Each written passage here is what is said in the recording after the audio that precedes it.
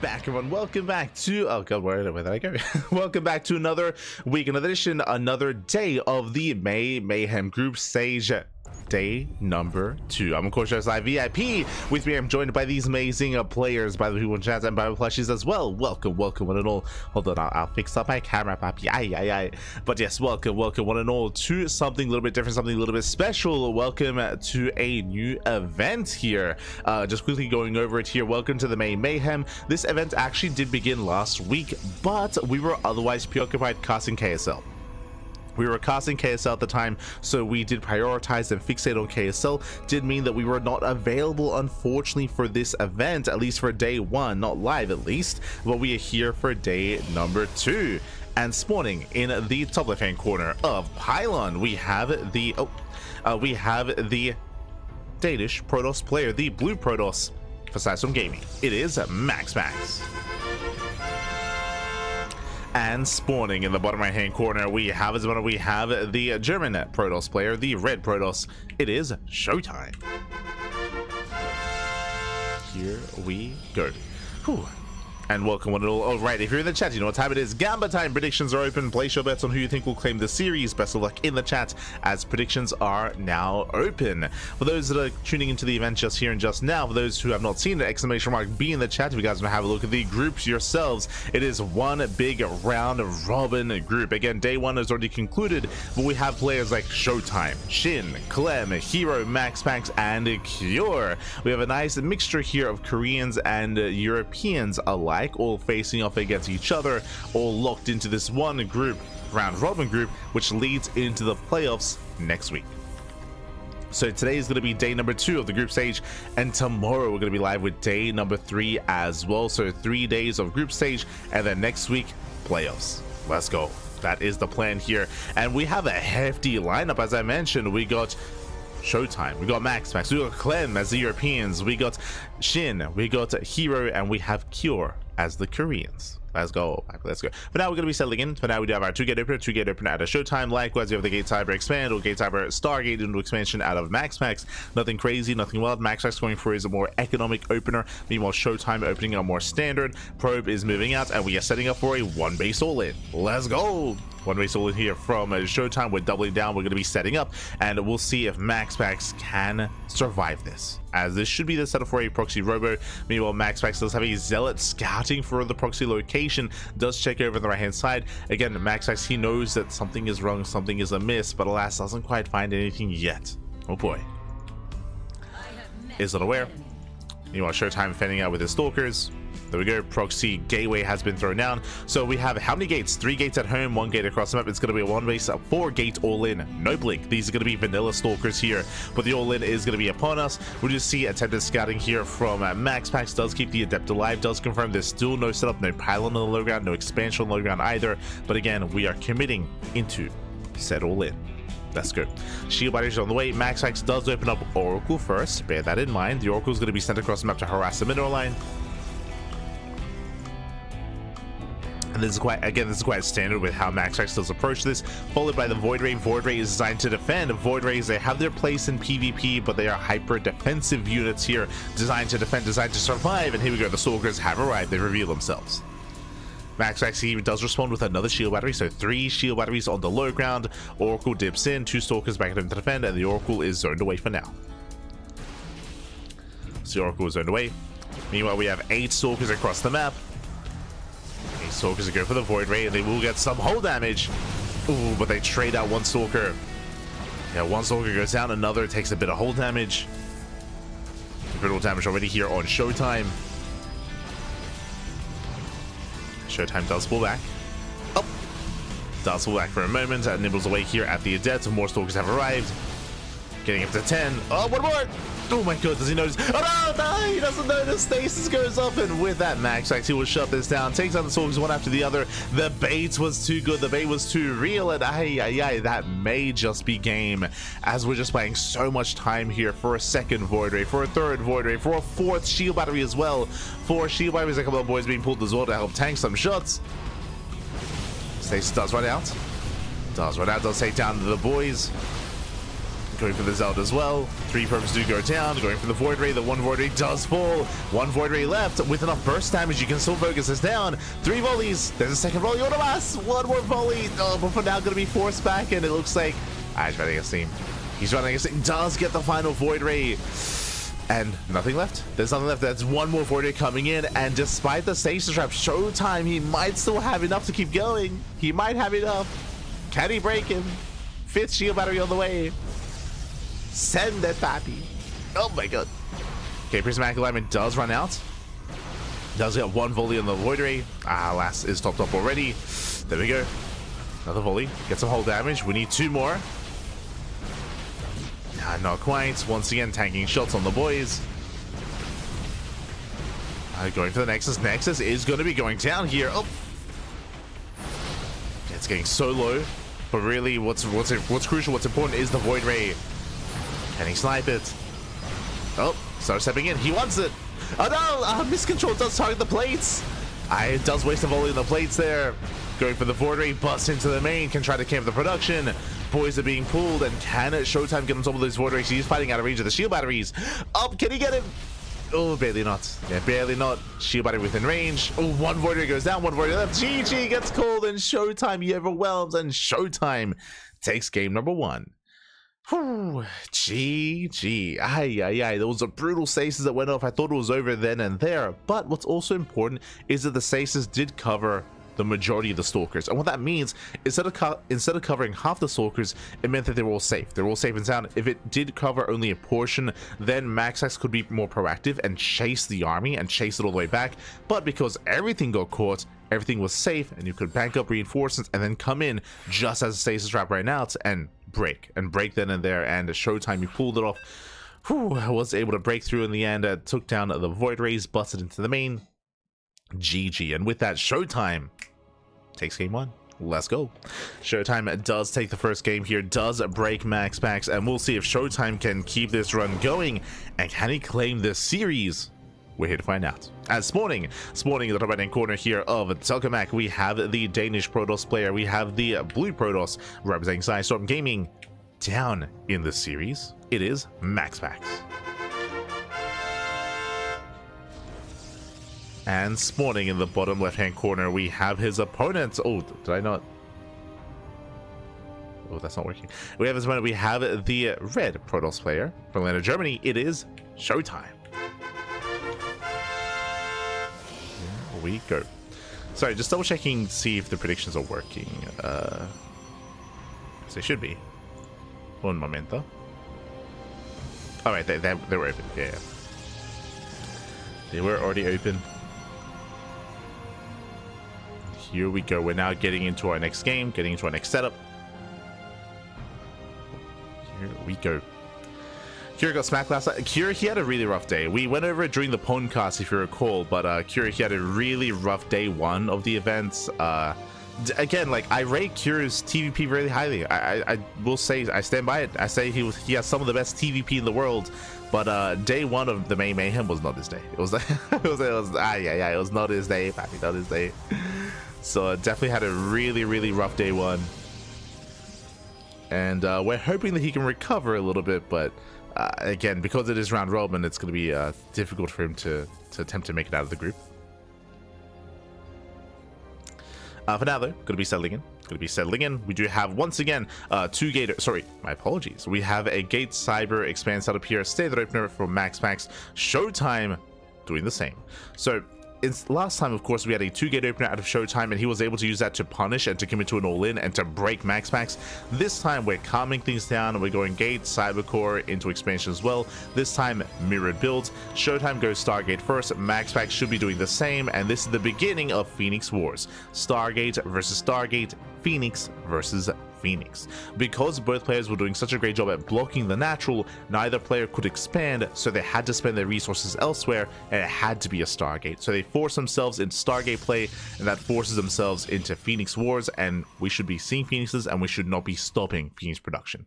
Now, once we confirm Phoenix Wars, then we can get into the dynamic of Phoenix versus Phoenix and how that does play out. There are certain instances, there are certain ways to go about it, certain strengths, certain weaknesses. There's a lot to divulge into when it comes to that kind of setup. For now though, we do have our initial opener, and there we go. Phoenix is on the way for ShoWTimE, and we should be seeing the same at a MaxPax. There it is. The Phoenix Wars are upon us. Again, Phoenix Wars are very common when it comes to the initial Cybercore, the Gate Cybercore opener. It's very common here at the pro level to get into these Phoenix Wars, as that does not shade in. So far, ShoWTimE does hold his own.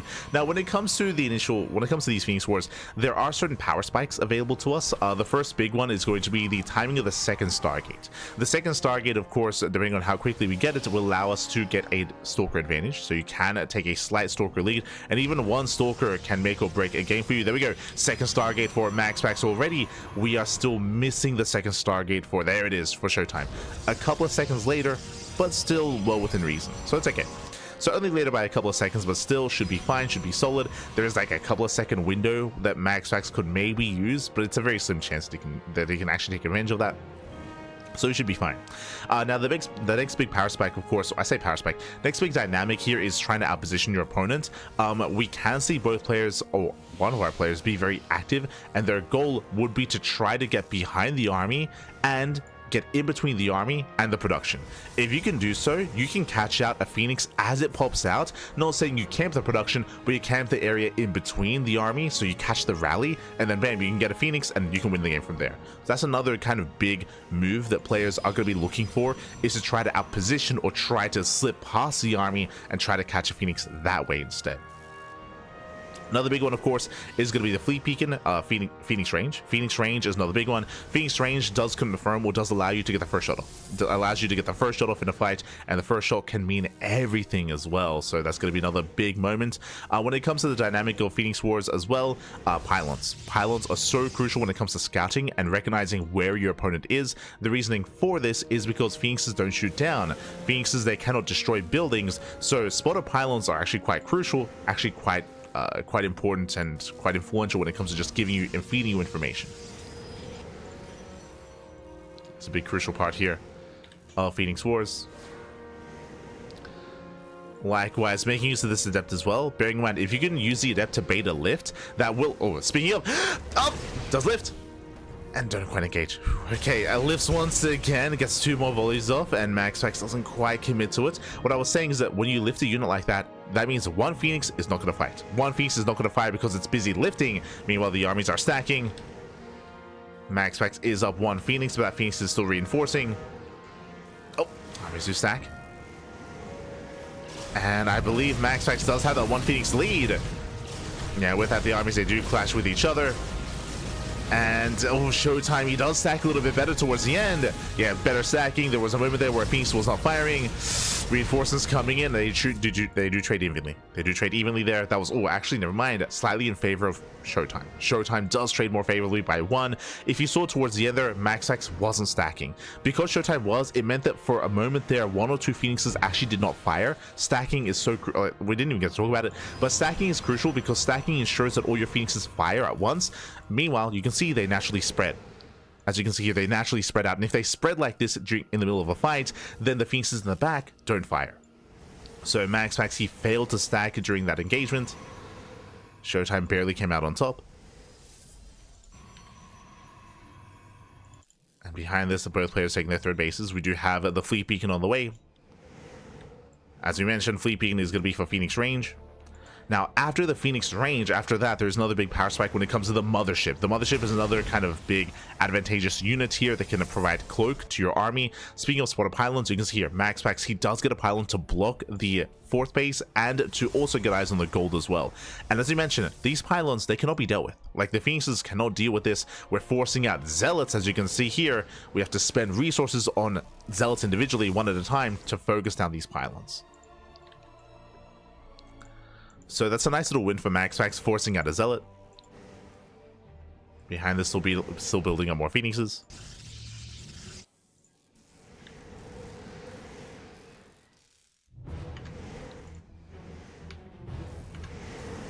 We're just building more up. Currently, ShoWTimE does have that 1 Phoenix advantage, thanks to the better fight that he took.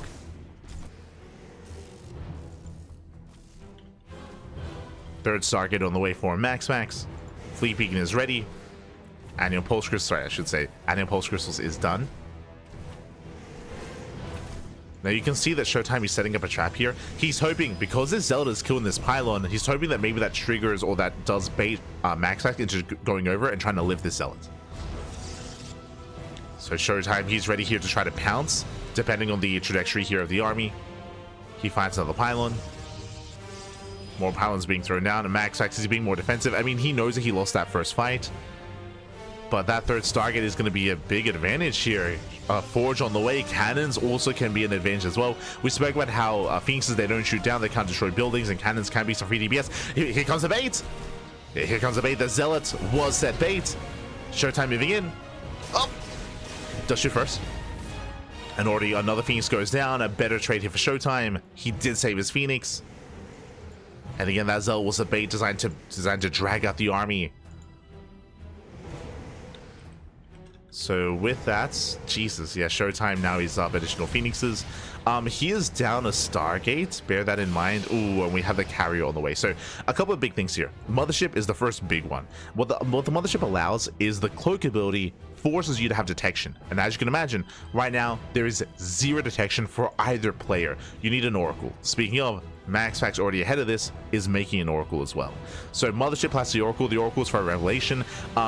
Because of this, ShoWTimE, he might just die to the Mothership timing. The Mothership is going to be able to activate Cloak. With that, his Phoenixes will be safe, and he'll get so much free damage. He needs to confirm what's going on. He needs that Oracle. He will have his own counter Cloak, but remember, MaxPax has the Oracle. MaxPax has detection. He has Revelation. ShoWTimE does not. Even though ShoWTimE has had better fights, even though ShoWTimE is up in Phoenixes, he has 0 detection. And that could just cost him this game. Like, ShoWTimE has been outplaying MaxPax up until this upcoming moment, and it is concerning. Our pylon is under attack. Oh wait, Observer? My apologies. Never mind. I thought he was going to work towards the Oracle. I've almost never seen a robo response here. The Observer is with the main army. There's the Revelation. And ShoWTimE, he can still take this fight.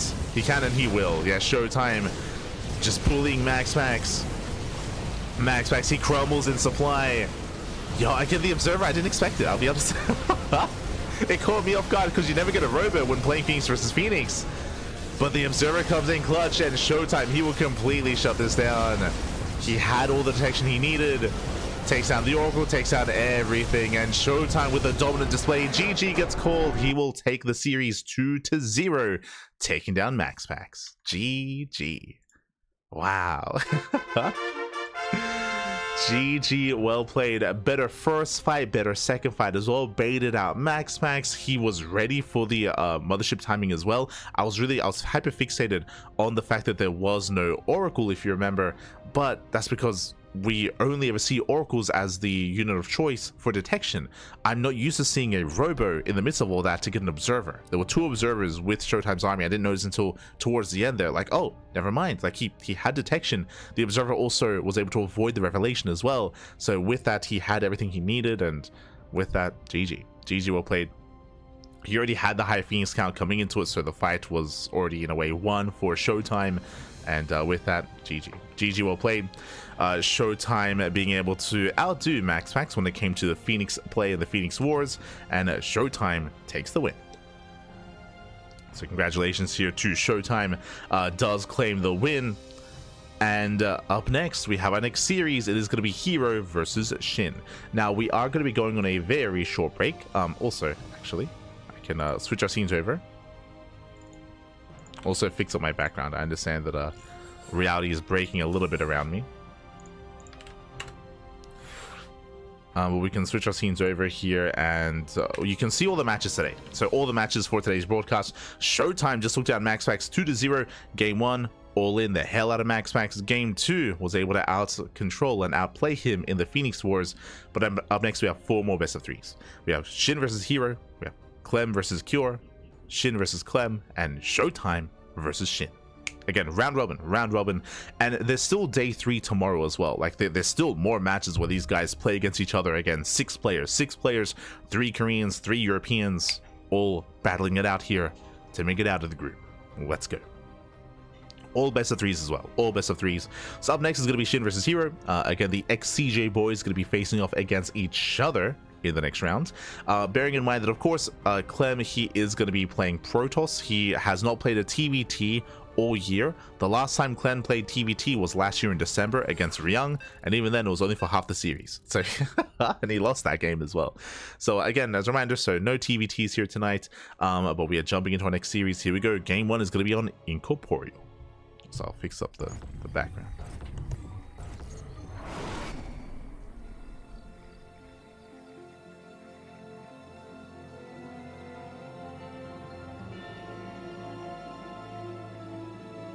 Okay, should be good. But here we go.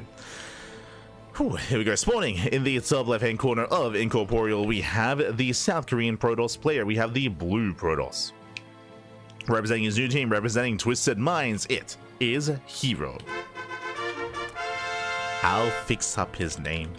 Este herO. Hold on. Yeah, there we go. And spawning in the bottom right-hand corner, we have the South Korean Zerg player, the Red Zerg, representing Weibo Gaming. It is SHIN. And if you're in the chat, you know what time it is. It is Gamba time. Predictions are open. Place your bets on who you think will claim the series. Best of luck in the chat as we jump into our best of 3. Here we go. Just catching up the chat. Let's see if SHIN can give herO a good series. herO is just such a beast at the moment. I agree. I think right now I'm comfortable in saying that herO is the best Protoss in the world. I think for most of the year you can make an argument for MaxPax as well. As I mean, I would still say they're top 2, MaxPax and herO. But over the past month, I want to say that herO has been getting even more impressive results over the past month specifically. I mean, again, has been solid the entire year, but it does feel like he's definitely peaking right now. I would say he's definitely peaking in skill, and he's a terrifying player. I'm excited to see how he does in GSL. I would not be surprised if he even wins GSL, to be honest. Like there's an argument to be made that right now herO is looking better than Maru when it comes to the Koreans. So we'll see. we'll see. I'm looking forward to the matchup. I'm looking forward to how GSL does unfold. Don't get me wrong. Until then, though, SHIN has also been slumping a little bit. Ooh, nice snipe on the probe. But SHIN, he has been slumping a little bit in recent times.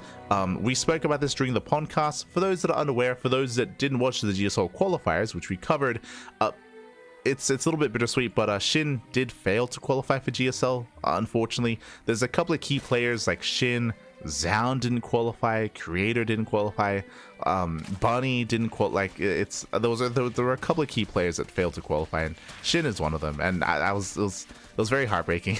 It's very heartbreaking seeing SHIN not make it into GSL. So he's been having a bit of a harder time recently. He's still an amazing player, but it's one of those things where it's all about how informed you are on the day, right? That's the reality here, right? Like when it comes to events like that, when it comes to qualifiers like that, you can be great, you can be strong, but if you're a little bit off on the day, then that can cost you a qualifying spot, that can cost you placement in GSL.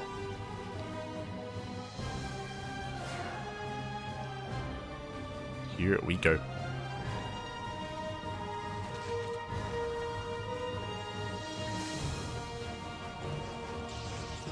SHIN qualifying as well. Yeah, it also shows just how brutal it can be, like how brutal GSL is, especially because it's only 12 players, so there's even less opportunity, even less chance to be a part of that and to be in GSL. See some of the chat predictions. They've already closed. They were open. They were open. You gotta get your Gamba going while you can, back. Aye. But now they're double adept in towards the bases. Stargate opener out of herO. So herO going for a standard normal opener. Este password. ¿Qué tal? ¿Cómo estás? Bienvenidos. As the oracles, they do threaten the bases. Oh, so far SHIN does pull away. SHIN does pull away here. Adepts, they threaten to shade into the mineral line. SHIN, he's keeping up. So far as keeping up, he is zoning. herO looking for a way and does find a drone. He gets 1. He gets 2. Up 3 even. 3 drones go down, and likewise second Oracle goes in to clean up, getting a 4th and a 5th drone. Oh my god, herO does overextend though. Getting a little bit too frisky, a little bit too cavalier there. He does get 5 drones, which is solid, but he will lose an Oracle in the process. Suddenly not as worth of a herO. Lings a counterattack. Adepts are in position. Adepts are ready. herO does deflect, but there was a bit of a give and take here. Good damage, but lost the Oracle. Behind this, we have a Forge and Twilight Council, +1 and Blink on the horizon here for herO. Standard follow-up out of our Protoss player. Meanwhile, double Oracle moving in. We'll see if herO does replace the Oracle that he lost. Again, losing an Oracle is huge when it comes to the mid-game. Oracles, they play a massive part, not just harassing, but also supporting the main army as well. Oracle heads into the main. SHIN is keeping up. SHIN will zone. SHIN will deflect. Likewise, collapsing lead ups. Oh, but again, there is plenty of support here with these Oracles. But there's only 2 of them. As herO does threaten a dive. Going for the 4th base. Can he force a cancel? How can he threaten? Likewise, Stalkers wandering in. A bit of misrally here. The Stalkers, they're going to go down. Ay, ay, ay. Yeah, 2 Stalkers thrown away. Oracles, they get 3 drone kills in the main. But not quite worth the losses. Again, here just getting a little bit too excited. Another Oracle goes down. Once again, the positioning out of SHIN though. He was off of creep. He was ready for the catch, and he does catch another Oracle. Nicely done here by SHIN. Takes down a second Oracle. So we do have a back and forth. 1 Oracle remaining. Now, I mentioned this earlier, and just to re-emphasize, or just to explain, the real strength here, what we're building up towards, is that blink timing, right? Blink and +1. And as you've seen so far with the interplay between the Adepts and the Oracles, they do such a great job at protecting ground units from Ling surrounds. Like you saw time and time again, SHIN, he attempted to surround these Adepts, but he couldn't. He couldn't quite contain or couldn't quite commit because of the Oracles keeping them protected from above. But now 2 Oracles have already gone down, and that means the ground army is that much weaker for herO. And these Lings, they can wreak more havoc. Shield battery's not done. Another Stalker goes down. SHIN, he punishes. Yeah, 1, 2, 3, 4 Stalkers falling. Brutal pickups. Oracle's racing back home, but remember, now there's only 1 Oracle. At the same time, Adepts station into the mineral line. Roaches are in position. Boys being pulled. Oh, another 5, 6 drones go down.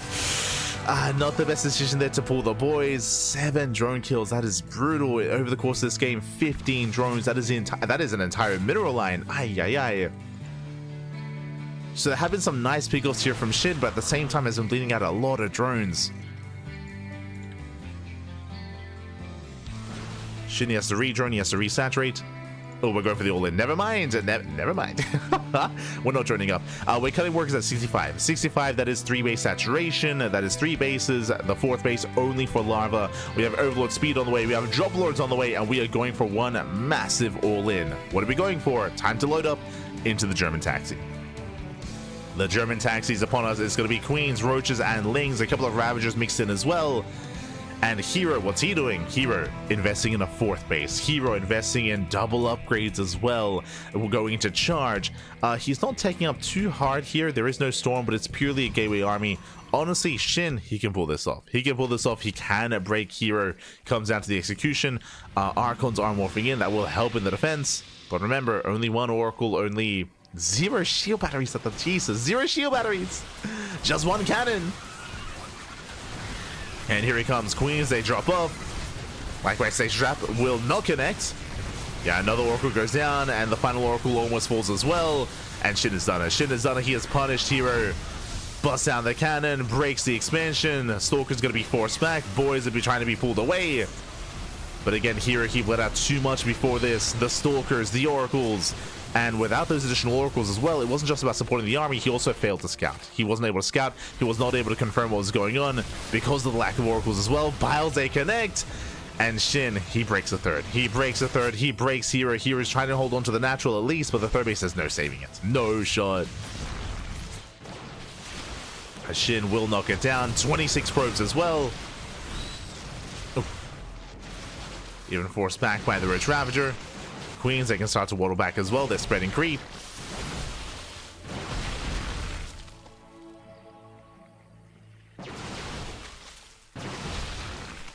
And here he's being cornered. There's no way out of this, actually. No, there's no way out. No, get out of here.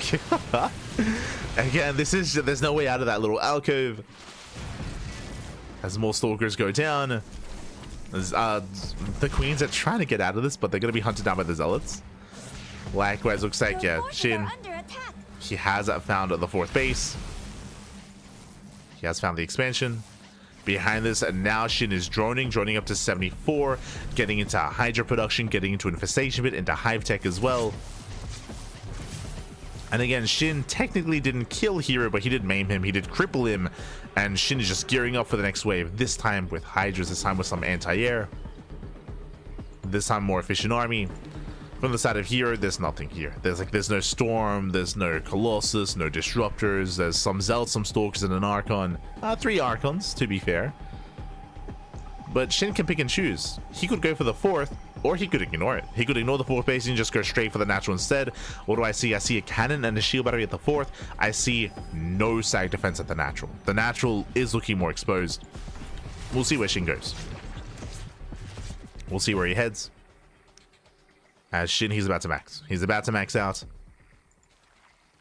Again, he's on 3.5 base economy at this point. Oh, he was, I should say. Back to 66. Back to 3 base saturation.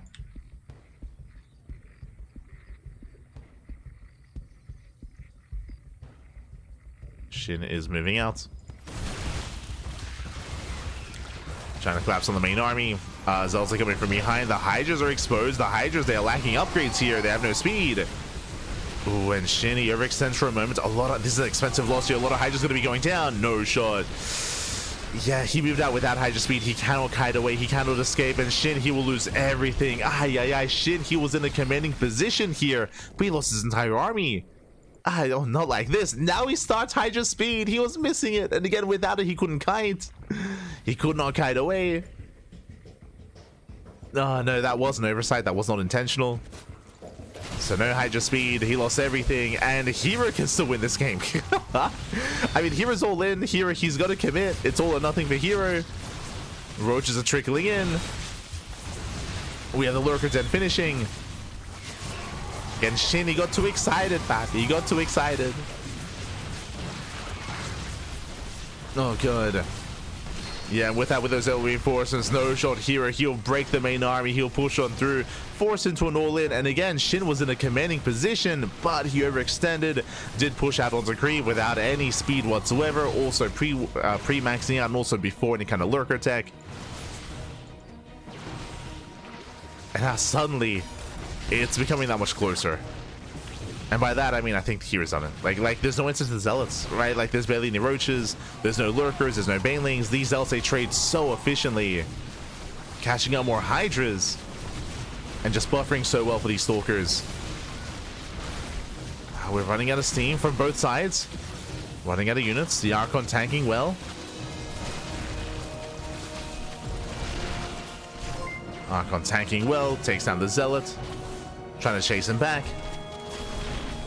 Again, SHIN is barely holding on. Yes, the kite back, Papi. Kite back. Aye. SHIN cleans up the zealots. He's holding.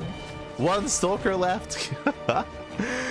And as SHIN holds, as SHIN is surviving, there we go. Lurkers are on the way. And a big shout to Cyan, to Cian, Papiga, obrigado. Thank you so much. Thank you so much for the raid. Hope you had a great stream. Hope you had a great cast. Hope you had a great ladder session, question mark. Hope you had a great time as we're getting on top of the lurkers. One lurker is denied. There's 2 lurkers left. They morph in. They morph in just in time. 0 detection. Oh, that's never mind. One of those lurkers does still fall. 1 lurker left. But SHIN, he survives. GG. He barely survives, and SHIN will take game number 1. Whew, GG. That was a very close hold, though. Again, SHIN, he was in a commanding position, I will say. Like, SHIN, he broke the 3rd base, he broke the economy, he was in a better, he had the better economy, he had the better tech. But SHIN, he pushed out before maxing out, he pushed out before lurker tech, and he pushed out without Hydra speed. He got caught with his pants down out in the open, and herO took the best fight he could have. That was like the stars aligned. That was the best fight he could have taken. That was the best chance for herO to recover in that game. And he almost won. He almost did it. SHIN barely hung on there towards the end. GG. GG, well played. Whew. SHIN takes game number 1, and now we're jumping into game number 2. Let's go.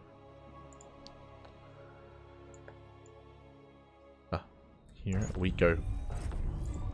Oh, yes, thank you so much, Cian. Oh, Cian, gracias, papi, gracias. Obrigado. Hope you had a great time. Bom dia. Of course, we are going to be covering the Brazilian Soccer circuit. That is going to be, of course, tomorrow. Tomorrow is going to be the SEC circuit for Brazil. We'll be covering that in English. Don't you worry. It's going to be, again, an intense weekend full of StarCraft. We'll do our best, papi, do our best to cover as much of it as we can. But for now, we are jumping into game number 2 of this best of 3. We are jumping into game number 2. And spawning in the bottom right hand corner of Pylon, we have the South Korean Protoss player, the Blue Protoss, representing Twisted Minds. Down in the series, we'll see if he can bounce back. It is a herO. And spawning in the top left hand corner, we have his opponent. We have the Red Zerg player representing Weibo Gaming WBG. It is SHIN.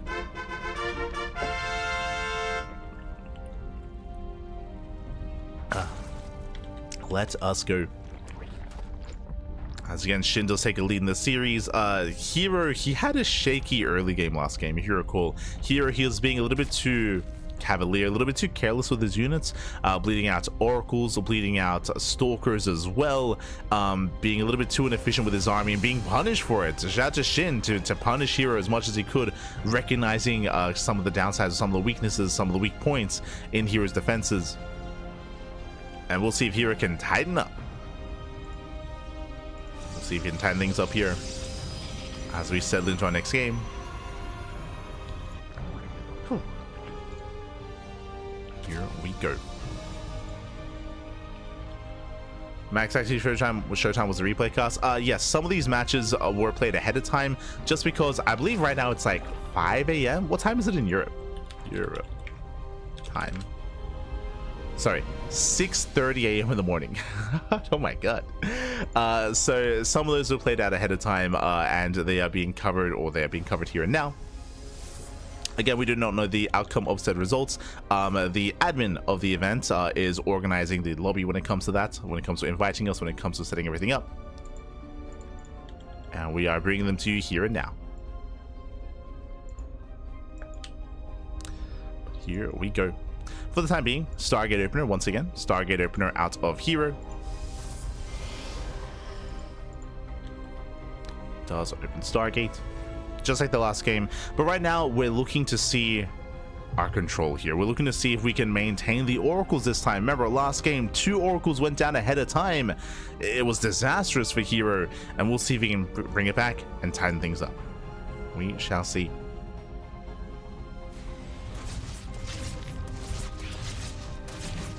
As that does threaten a shade. Oh! Does threaten a shade towards the natural. Likewise, Queens are keeping up with the Adept. 1 link going down. Nothing major. Oracle's on the way. Now behind this, we're waiting to see our take-up choice. Do we go for a Twilight Council early on? Do we expand, get a 3rd base? Welcome one to Pylon. I should also emphasize that Incorporeal is one of the larger maps in the map pool. Pylon is a little bit more middle of the road. The rush distance by ground is very direct. I will say that it is very direct. Lings, they move out. They come in for the surround. And can they get the Adept? Oh, they cannot. Yeah, the Adept does survive. Lings had to pull away. The Adept does take a lot of hold damage, but does make it out alive. And now is in position to expand. So from here, herO can expand. SHIN droning up back at home. Is saturating.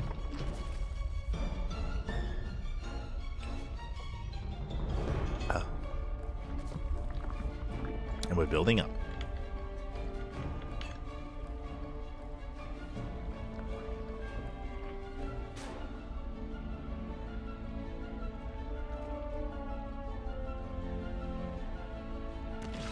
Building up instead.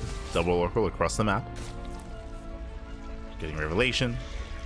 Pulling away.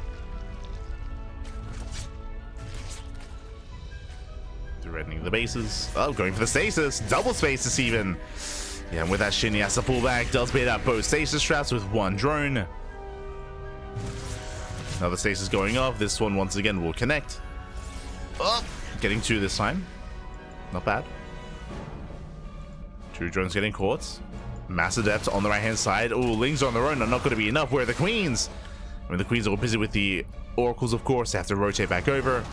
Drone's going to be going down. This is getting out of hand. This is getting far too much damage, more than it should have. 4, 5, 6 drones falling. Ay, ay, ay. 7 drones even. 7 drones going down. And behind this, what do we have? Third base is done. We have the Twilight Council finishing up. No Forge, by the way. Interesting. No Forge yet out of a herO. As we just go for the all-in. Yeah, we're going for a Link Queen all-in. SHIN, he has taken critical damage. He's rallying everything across the map. No. I mean, I just don't know if he has enough momentum, I'll be honest. There's 2 shield batteries. 2 shield batteries are done. SHIN, he cannot do it. He cannot break through. GG gets called. herO, he will hold, he will defend, and herO will tie things up 1-1. GG. Whew. GG, well played. herO, he will tie things up. Again, SHIN, he was just being brutalized by those adepts. His response was sticking to an all-in, was to just send it across the map. But alas, as we saw, he could not really do much across that map. Back at home, 2 shield batteries, plenty of adepts. GG. GG, well played. herO all over SHIN in game number 2. And we'll see how this story ends. We'll see what happens in game 3. Let's go. We'll see if we are able to see SHIN cause an upset or herO claim another win.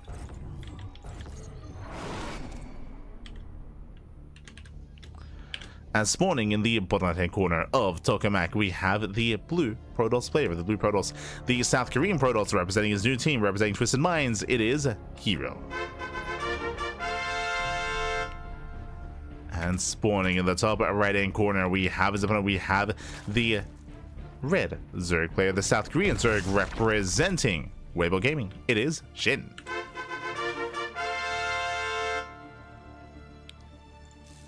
Here we go.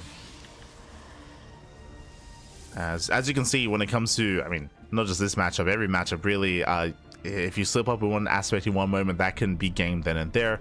There are certain key units like Adepts, for example, like Hellions, even Lings as well, where if they are left unchecked, they will wreak havoc, they will eviscerate an economy. We saw that last game with the Adepts. It was 6 Adepts moving out, and that is not an abnormal amount of Adepts. Going up to 6 is relatively standard. I would say 4 is a little bit more standard, but going up to 6 is not unheard of either.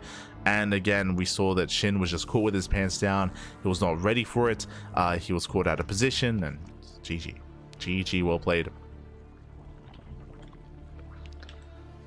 With that, we're now loading into Tokamak. Tokamak is one of the more defendable maps in the map pool, so this is known for more longer and macro play. So welcome one and all. Gate Expand out of herO, likewise Hatch Gas Pool out of SHIN.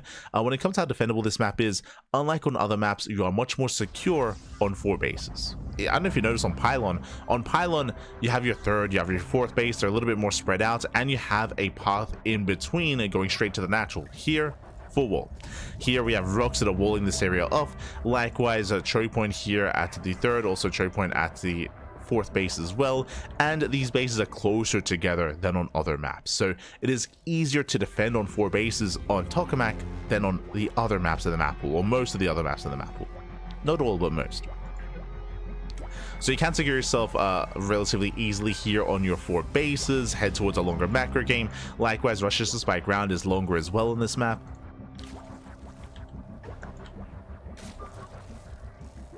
But we'll see if we can get there. We'll see if we can get to that 3-4 base saturation. As both players have been hyper aggressive in their own ways. Remember, game 1 at SHIN, he went for a 3 base all-in off of 65 drones with a German taxi. Game 2 forced into, I would say, like a 2 base all-in with Ling Queen. And now, Stargate Opener. Stargate Opener out of herO.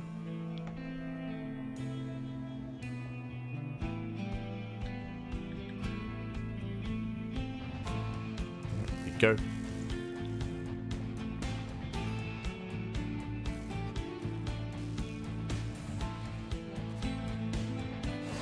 That's going to be zoned away.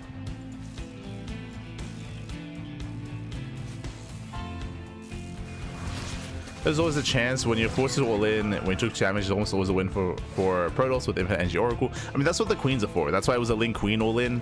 There are ways to make that all in work, especially if you're able to bring it all together. But it was just a really rough position there for SHIN, just because he had bled out so much already. Just because it wasn't, I don't think it was actually set up like creep wise to push out across the map with his queens either. So it was also just a little bit staggered when it comes to the execution of the all in.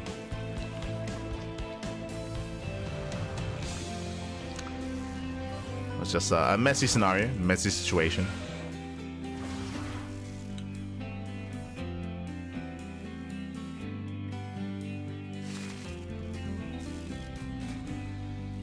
Like the problem with that response not being the initial plan and the initial build is like the creep was not already being actively aggressed on and pushed towards the third base to make it easier and faster for the queens to get across the map, for example. But now though, we have our third base, we have Forge and a Twilight Gun to follow up. It looks like +1 and Blink on the horizon behind this. Oh. Speaking of Oracles, going for the Queen. Oh. And they won't quite get it, almost.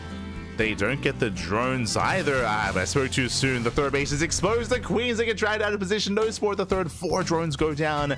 And this time the Oracles will escape. At the same time, Lings, they get across the map. The Oracles are busy and 1 Adept will fall.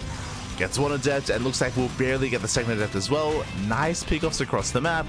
Does force the Oracles back home. Whew, okay.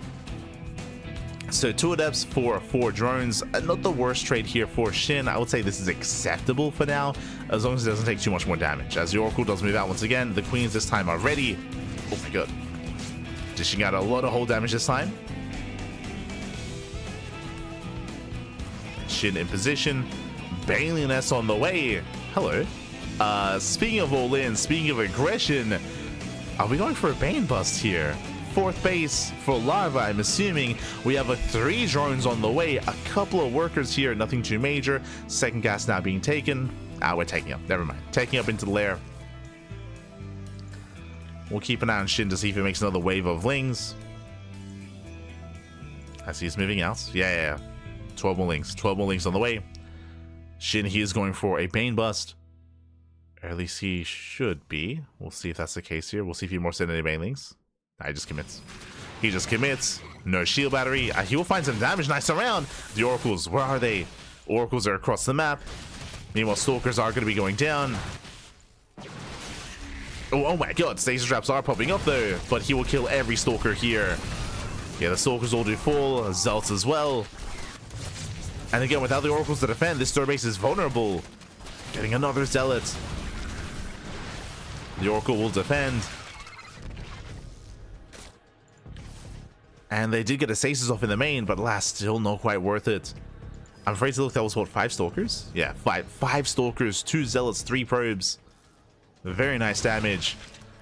And I don't know if you noticed, but SHIN, he is very, herO, he's very adverse to getting shield batteries. It happened in game 1 as well. If you notice, there was no shield battery at the third. Here, no safety shield battery either.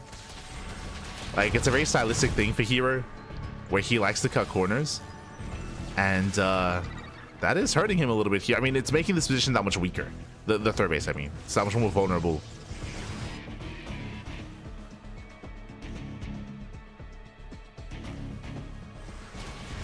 As herO is just trying to be as efficient as possible by preserving his resources, spending them elsewhere on army. This time does deflect. herO, he is looking to stabilize. SHIN across the map, getting his 4th. And taking up into Ling Hydra. But still investing quite heavily in these Lings. We have a Ling Force on the right and a Ling Force on the left. I'm still waiting for the Baneling Nest. Oh, sorry, for the Banelings to morph in. But now, catching an expansion, not bad. It gets a full surround. Does get the surround. And he will force a cancel. Whew. Just in time. Does force a cancel. SHIN pulls away. Did it cost 20? Jeez, that was 24 Lings. It's a lot of Lings. But that will slow herO down. Behind this, SHIN, he's not droning. SHIN, he droned up to 66. This is similar to the last game. Sorry, similar to game 1, where he does cut workers early on. He's investing into Hydra upgrades. Now the question becomes, does he ever drone this up, or are we doubling down with a 3-base all-in with Ling, Bane, Hydra? I think we know the answer to that. I think... Yes, he's just massing up and focusing on his army. Lings, once again, they do hit the 4th. Coming in for another cancel. And they should be able to. They barely will. There's another cancellation. Baneling's morphing in for a run-by. Throughout all this, building up more Hydras, waiting for the upgrades, waiting for Hydra range. This time, Hydra speed is ready. Ooh, and herO, does he notice? Oh no! The unit saw. He doesn't notice. Or does he? herO, he pulls back. He does pull back. Only for a moment. There we go. Station traps on the way. Setting up defensively. Bailey's rolling in, but I don't think they can avoid the stasis. Does catch him out. Storm is not ready. Lings, they flood in. The wall was there, but Bailey's nice moves there, going for the zealots, going for the main army. At the same time, main army does push in towards a 3rd. Lings, they flood into the main, and High just push in towards that 3rd base. Remember, no shield batteries, no side defense here at the 3rd base. Probes are falling, going for Storm. Storm, it's gonna finish. Yes, Storm does barely complete in time. Bailey's rolling into the mineral line. Massive connections. Yeah, probes are going down. Takes on 32 probes. Very nice damage. Does cripple the economy. But SHIN, he will lose everything. He will lose the army in the main base. He did snipe the Temple Archives, which means they didn't deny Storm, but no more High Templar. No more High Templar, no more Archons. They're not going to be here to reinforce. And hero's all in. herO, he's all in at this point. herO, he's on a 2-base economy, 43 workers. Lings, they counterattack once again. But here comes herO. And SHIN, does he have enough at home to defend, to survive this? The queens are coming together. Hydras are trickling out. Oh, Claw Transfuse. On the expansion, they save it for a moment. Across the map, Lings, they take down the mineral line. 9 more probes going down. SHIN is holding. SHIN, he's holding on. Lings, they race back. They come in for the surround, the attempted surround. Oh my god, they force out a blink. SHIN falling back. Forced to engage. He's forced to engage. Storm is coming in. There's one more storm left. There we go, the final storm. Does shut down some of the Hydras, but Zealots, they evaporate. And SHIN has done it. SHIN, he has done it. He breaks herO. No more storms. 3 Zealots, 4 Stalkers. That's all he has left. It's not enough, Pappy. It's not enough. SHIN, he does it. It was very messy. It was very messy, very back and forth. herO is down to 38 workers. Again, no economy here at the 4th base. This was denied like 3 times. No economy. Likewise, his 3rd base is barely up and running either. herO, you cannot warp in any additional High Templar. Templar Archives being rebuilt.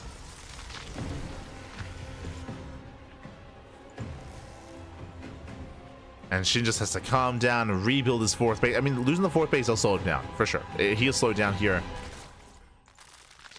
And he likewise has no Hive. He has no Lurker Den. It's pure Ling Bane Hydra. He is vulnerable to storms. And High Templar warping in. Oh no! They are warping in. They force out, they bait out some storms.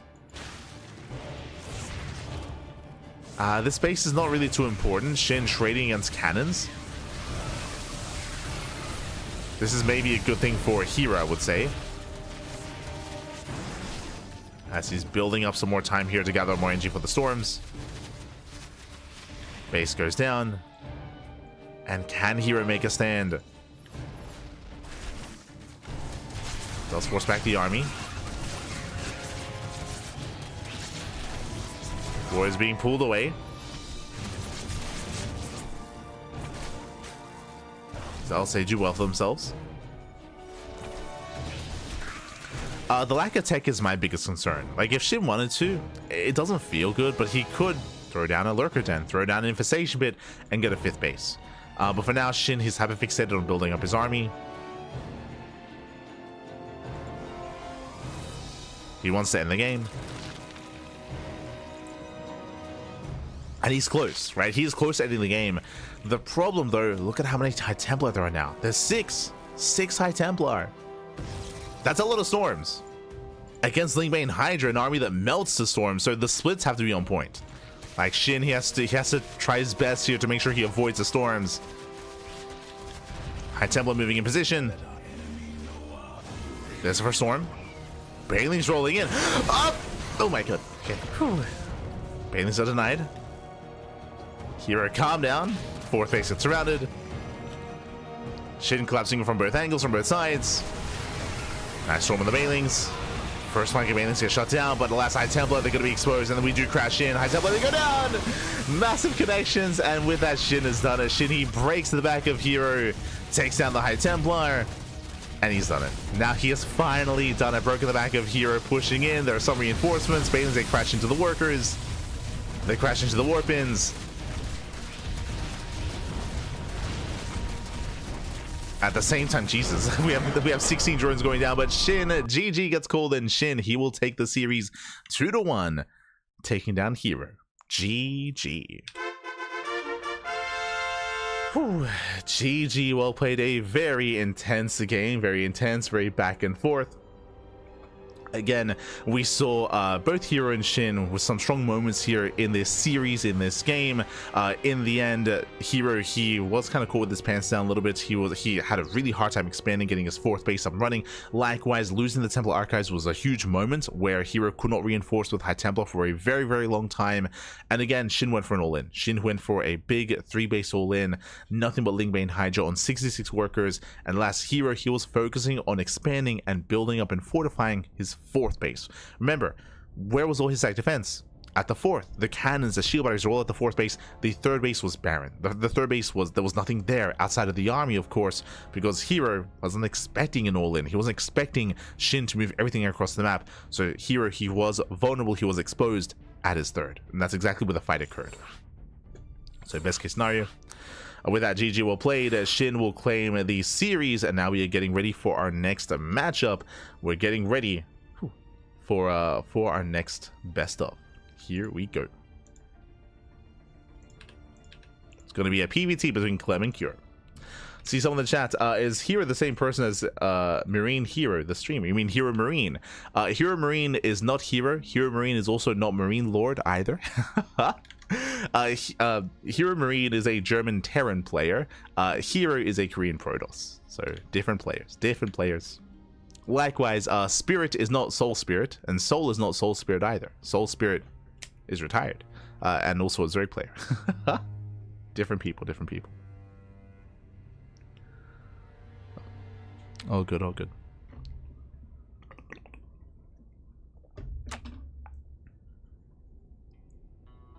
But with that, we are going to be going on a very short break, I believe. We're going to be going on a short break. When we come back, Clem versus herO coming at you next. The Team Liquid team kill. See you soon. See you soon.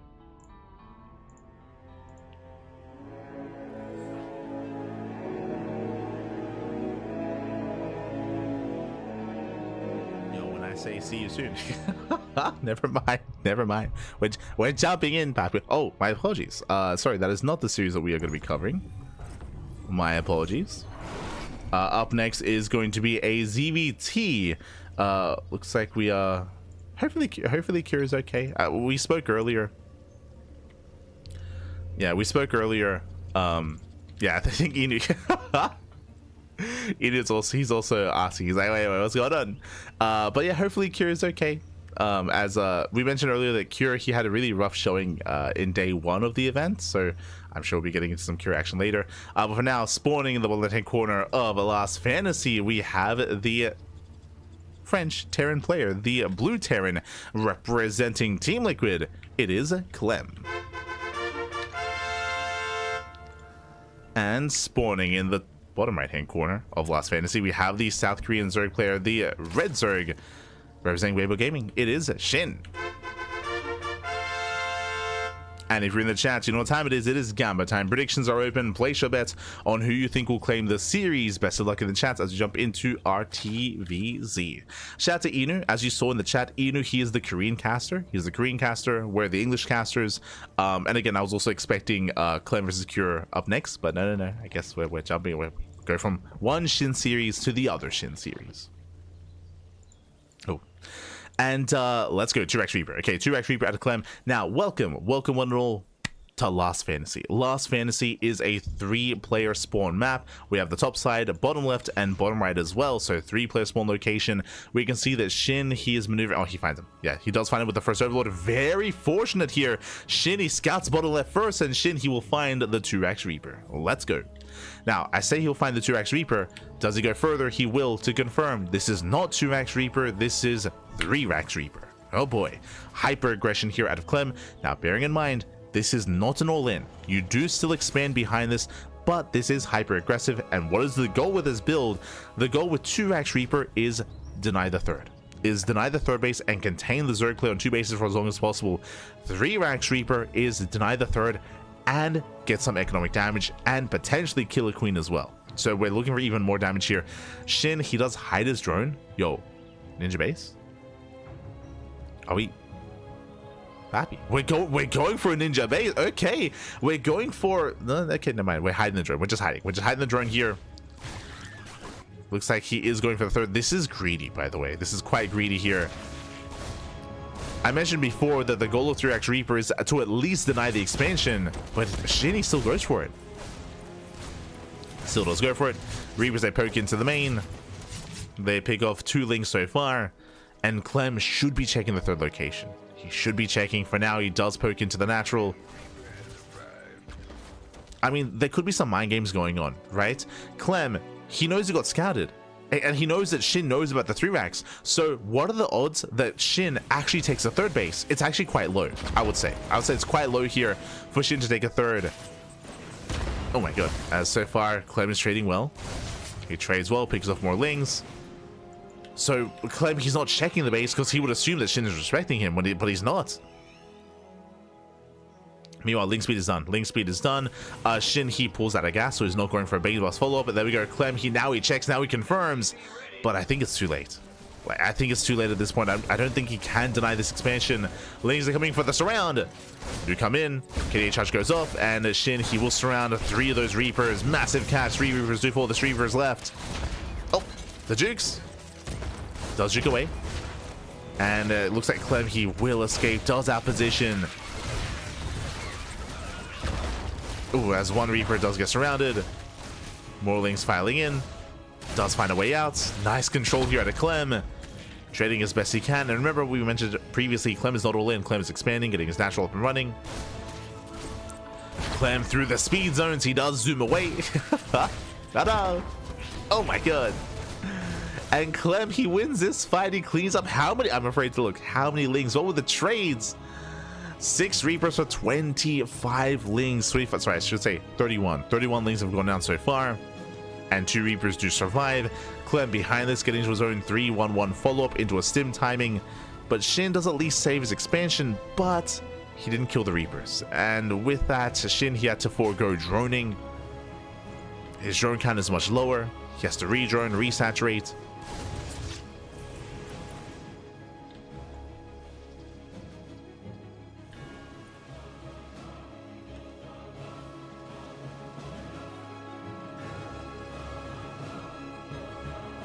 Shin is moving out.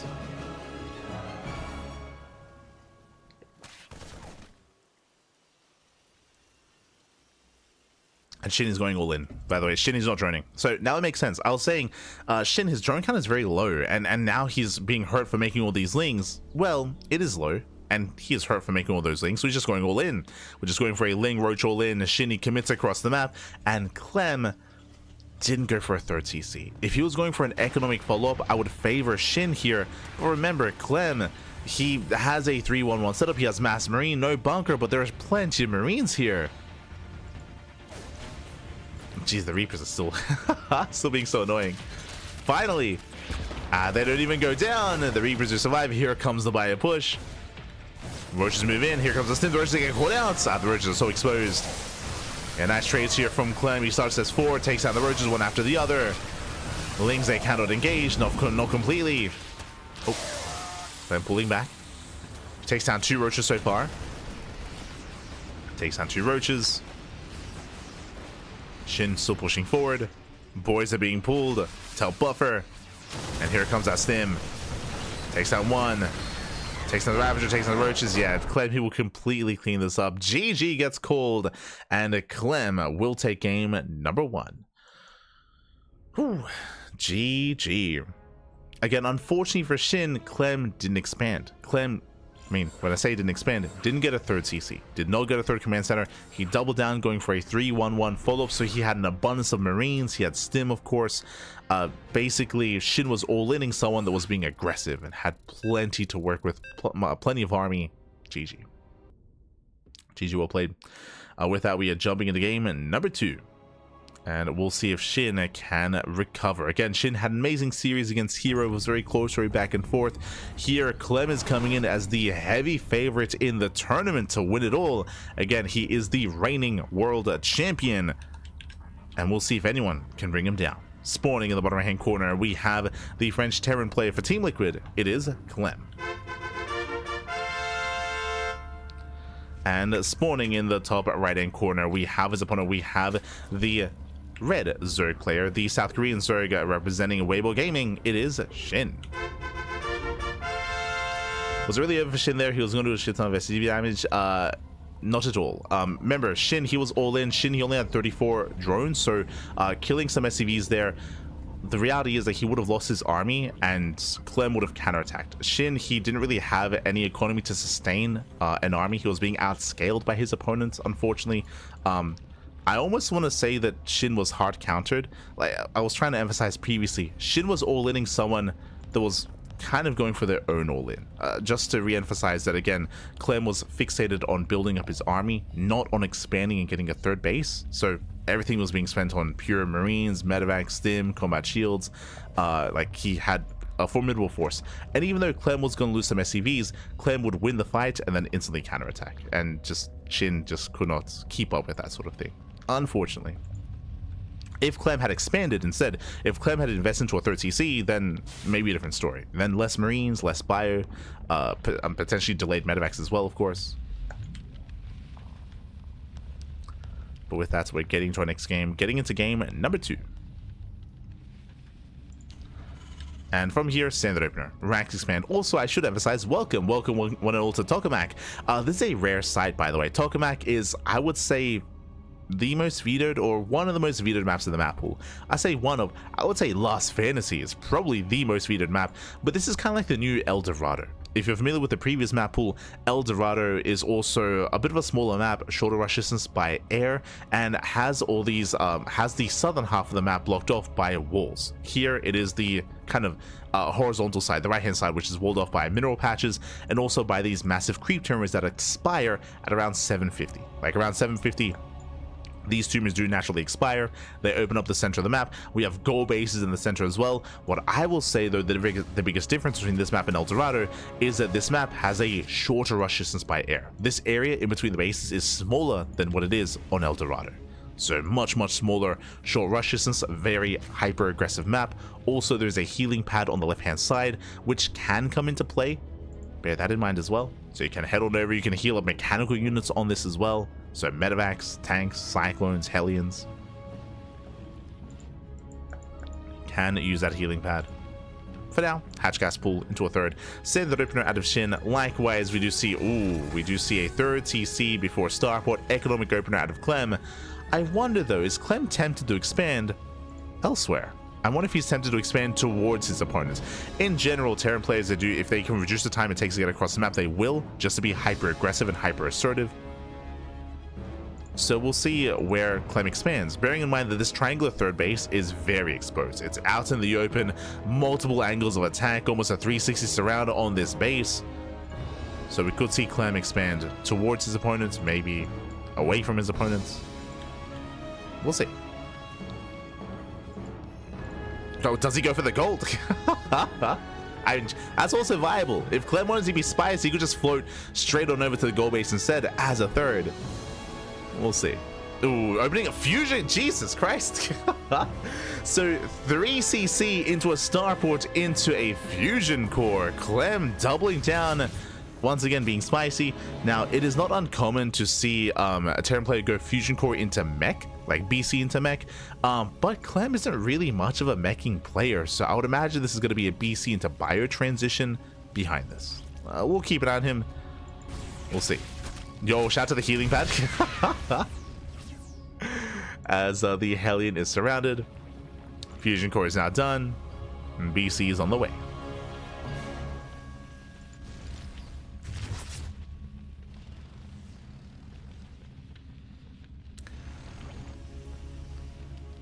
And again, short rush distance by ground, going BC makes the most sense here. Going for the battle cruisers. Or just even going Banshee based opener as well.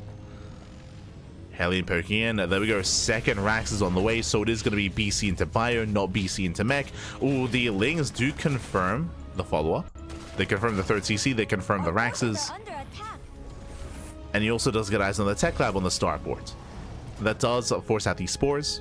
I'm sure SHIN is getting ready for Banshees more than anything. But at least spores will be available.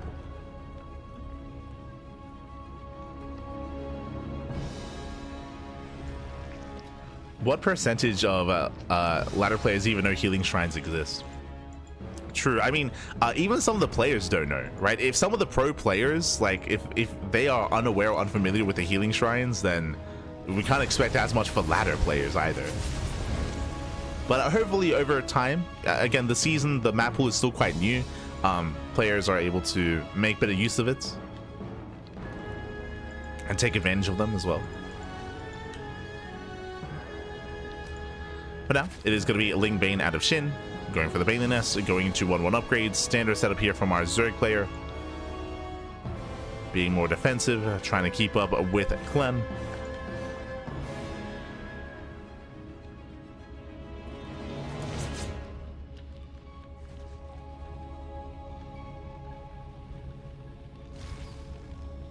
As we have our Massling attempting a run by the Wall of Sword, and yeah, as we can see, Clem is expanding towards his opponent. Lings, they hit the natural. BC into the main. BC targeting down 3 drones. Does teleport back home. Actually, teleports. Let's go to the healing. Of course. Wow. That is terrifying. I know a lot of people really concerned about Oracle based openers. It sounds a little bit minute, but Oracles, they usually trade shields and a HP to kill drones, right? They kill like 3, 4, 5 workers, but the Oracle takes hull damage. Specifically on torches, Oracles, they can heal up their HP and go back in even faster, even harder, and make use of that HP. Here, BC is doing the same thing, where you can harass, kill some workers, heal up, and then just keep going. Oh, God. Where like the HP, the health bar of the BC is a resource to use. Now the Queens are keeping up, thankfully. They force back the battlecruiser. Ling Bane pushing forward. Gets us around, catching out some of those Hellions, not bad. 3 Hellions do go down.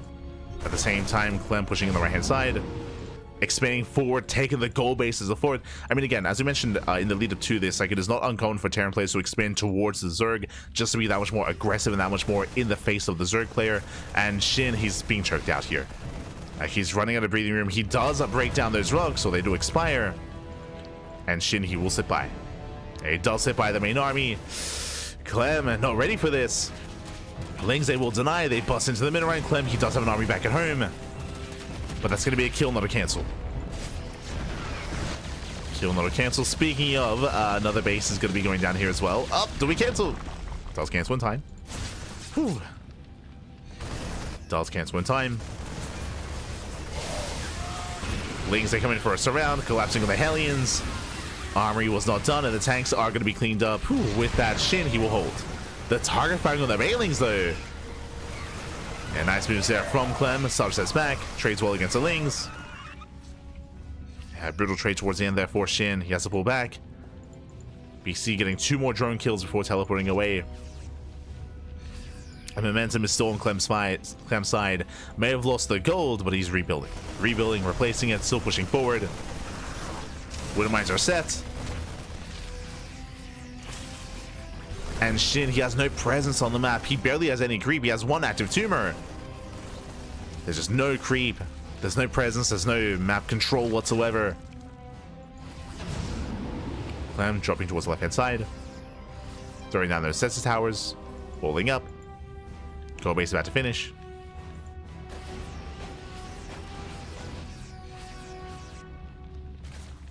And we'll see if SHIN can break out.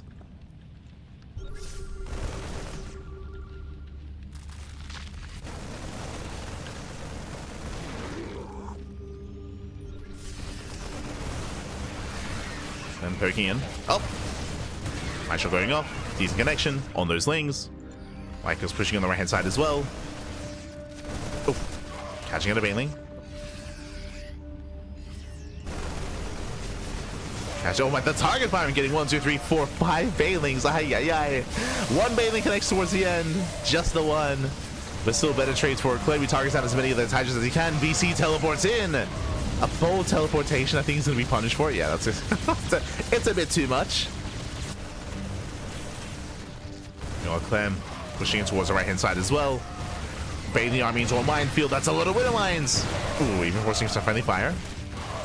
Decent friendly fire towards the end. Mine shots on Hydras. But SHIN, he has no detection. Where are the Overseers? There we go. Overseers on the way, thankfully. Winter mines are all cleaned up for the most part. A couple of them are left behind. SHIN gets distracted. He's distracted. Forward mine's about to reset. Clem, he's maxed out. The goal base is up and running. Brutal connections on the lings. Oh my god. On the Banelings as well. And Clem just trading so efficiently here. Banelings, they attempt to connect, but they have no connections. From the Banelings, I mean. Woodermine shut down the Ling Bane. Clem kiting back, at the same time pushing in towards left hand side, breaking the expansion, takes down the Spine Claws, takes down the Queens. And Clem, he has plenty of him to defend. Hydra's trying to force their way in. But now there are no Banelings. And now Clem, he can just stim. From here, he can just stim on forward. I say that, breaks the expansion, pushing in towards left hand side, reinforces out of the line. GG gets called. SHIN runs out of steam. There's nothing left for SHIN, and Clem will take the series 2-0. GG. Whew. GG, well played, Clem. He will claim the series, will take the 2-0. Again, hyper aggression on torches. As we mentioned, there are certain aspects of the map that does favor aggressive play, specifically the expansion patterns. Being able to expand, taking the triangular or the northern third base, and taking the goal base as well is brutal. If you cannot punish that goal base, how do you survive? How do you stop the wave of Terran? You don't. And you saw that SHIN barely, he had like one active tumor. Unironically, he had like one active tumor on the left hand side. He had no creep, he had no vision, he had no presence. He was just stuck at home. There were a couple of moments where he was able to break out, like that Ling run by at the 4th base, which was nice. That's really all he had though. That's really all he had. GG, well played. With that, Clem will claim the series, and a big shout out to Checo in the chat. Baby God, thank you so much. Thank you so much for the raid. Hope you had a great stream. Hope you had a great ladder session. Hope you had a great time, and welcome one and all to the Mayhem day number 2 of the group stage. Exclamation mark B in the chat if you guys want to have a look at the group stage yourself. Again, we can switch our scenes over and catch up on some of these matches. Here we go. So we are just wrapping up from the top. We are halfway through. We had a ShoWTimE. ShoWTimE had an amazing PvP against MaxPax, did bring him down 2-0. We had a SHIN having an intense, very intense series versus herO with full all-ins, nothing but all-ins. SHIN did take down herO 2-1. Then we had Clem taking down SHIN 2-0. I say halfway through the broadcast. 2 series left. We have 2 series left. We have Clem versus Cure and ShoWTimE versus SHIN. I do see some people asking what happened to Clem versus Cure. They were supposed to start earlier. They are starting now. So they're just getting ready, and we are getting set up for our next series for Clem versus Cure. As a reminder, it's going to be a PvT, Protoss versus Terran. Clem, he has not played a TvT since December of last year. He does not play Terran versus Terran. He plays Protoss versus Terran. And you can make an argument that Clem has some of the best PvT in the world. There is only one Terran player in the world that Clem has not beaten with his Protoss, and that one Terran is MaRu. And that is only because they haven't played. They like MaRu and Clem, they haven't played, so that's the only reason why MaRu has escaped the wrath of Clem's Protoss. I'll be honest, I said this before, I was looking forward to seeing that PvT between Clem and MaRu at Star Zagora. But MaRu isn't going to Star Zagora, so we're not going to get it there. We'll get it eventually, not at Star Zagora, hopefully at another tournament. I'm hoping that happens at one point. Gibbs, papi Gibbs. But now we're stepping in and spawning in the top left-hand corner of Maganatha. We have the South Korean Terran, sorry, the French Terran player, the French Terran himself, the blue.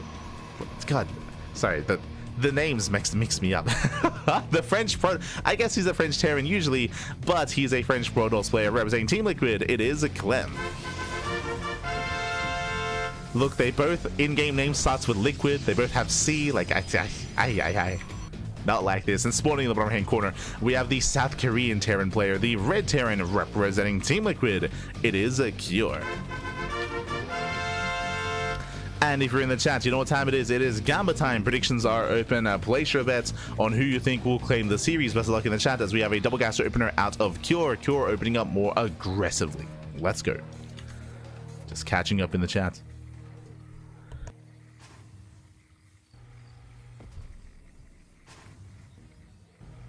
Out of curiosity, does a healing pad heal shields too? I expect Archon to do really well on those if that's the case. Healing shrines only heal HP, not shields. So only health.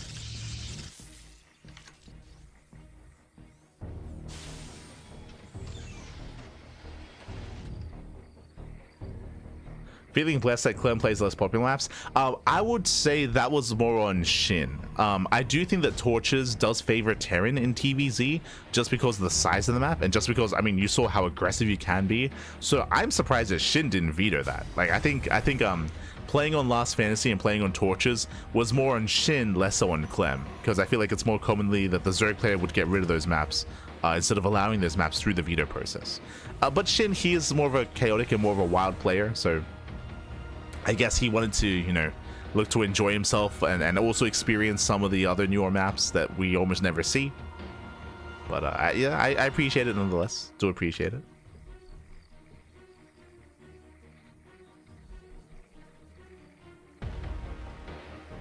Just catching up.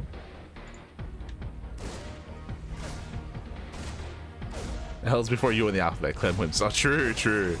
It's all about the names, Papi, all about the names. But now the Twilight Council open out of Clem. Clem, he often plays standard. If you haven't seen Clem's PvT, he often plays standard. Twilight Council opener into 3-gate blink, into a third base, into the mid game. You don't often see all-ins out of Clem's Protoss, so you can try to make use of that to your advantage, technically, possibly. From the side of Cure, as a reminder, double gas opener, faster factory into faster cyclone production into a 1-1-1. We'll see if the cyclone production continues. We'll see if this is just a safe way to open up. I'm curious how this factory is going to be made use of. Otherwise, we could even see an add-on swap into early Banshee play, into early Raven. We'll keep an eye on Cure, as he did open up more tech heavy.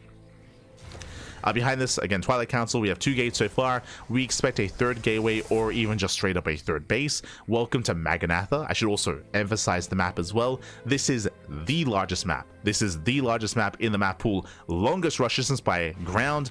A lot of bases, very wide open spaces. I say open spaces. A lot of attack paths in the center, very choky. There's a lot of rocks to be knocked down, a lot of towers. Fun fact, you can knock down towers on towers. Here, there are rocks on the ground, and you knock down these towers to replace them with a fresh set of rocks as well. So it's like, we heard you like towers. There's towers everywhere to knock down to fully wall this off, and we've seen a lot of late game on Maganatha as a result. We've seen a lot of longer and later games on Maganatha.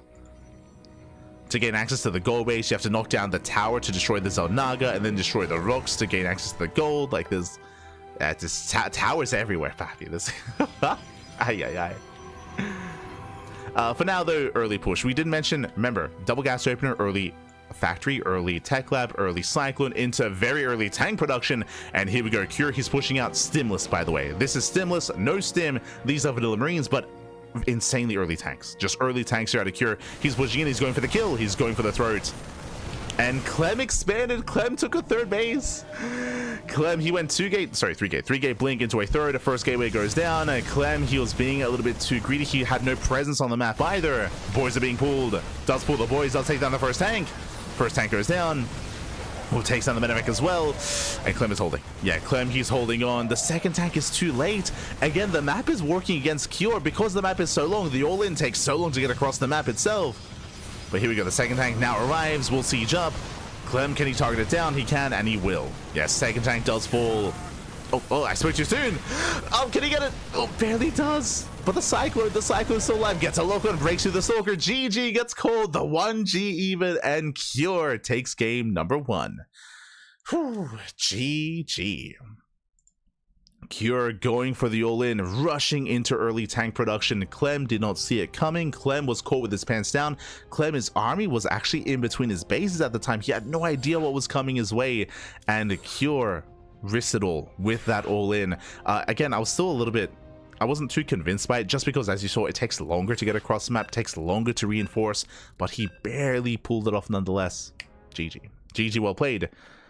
Whew, Cure takes the lead, and the question now becomes, can Cure cheese the hell out of Clem? Can he knock him out real fast and real quick? Let's go. As spawning in the top left-hand corner of Persephone, we have the French Protoss player, the blue Protoss representing Team Liquid, down in the series. We'll see if he can recover. We'll see if he can bounce back. It is Clem. And spawning in the bottom left-hand corner, we have his opponent. We have the South Korean Terran player, the red Terran representing Team Liquid. It is Cure. Whew. Hello, SCV. What's going on? As speaking of aggression, Cure does send his first SCV across the map. Now, my assumption here, this is going to be an eBay block. I'm assuming there's going to be an eBay block across the map with one Rax back at home. But the trajectory of this SCV is interesting because we're staying a little bit further back. I'm curious if this is for a proxy or if we are just hiding from the scouting probe and then going in for the eBay. Yeah. Okay, we're going in.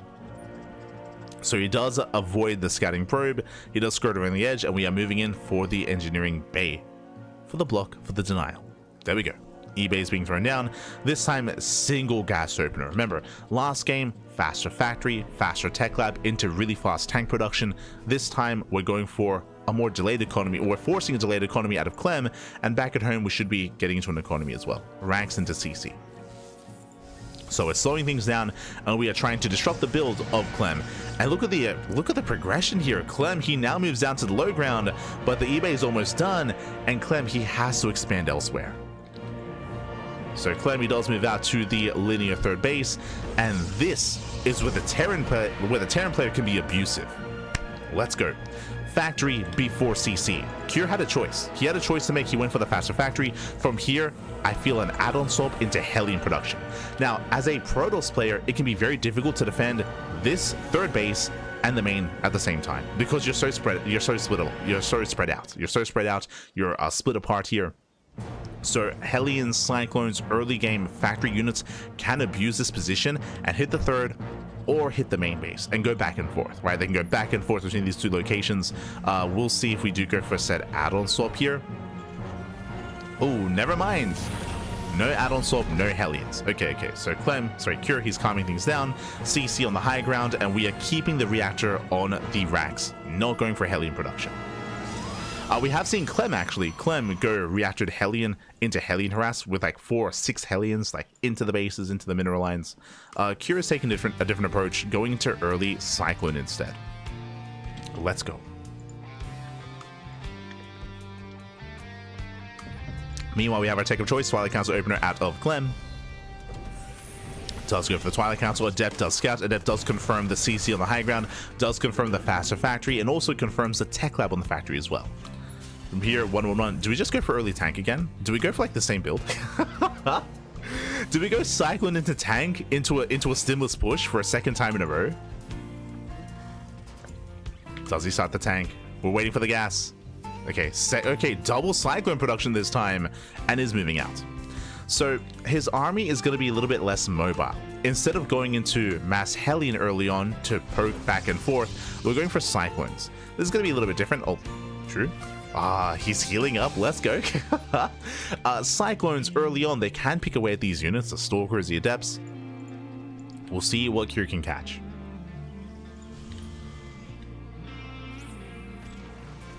Pokes in, gets a lock on the probe, not on a unit, not on a Stalker. Adept is spotted.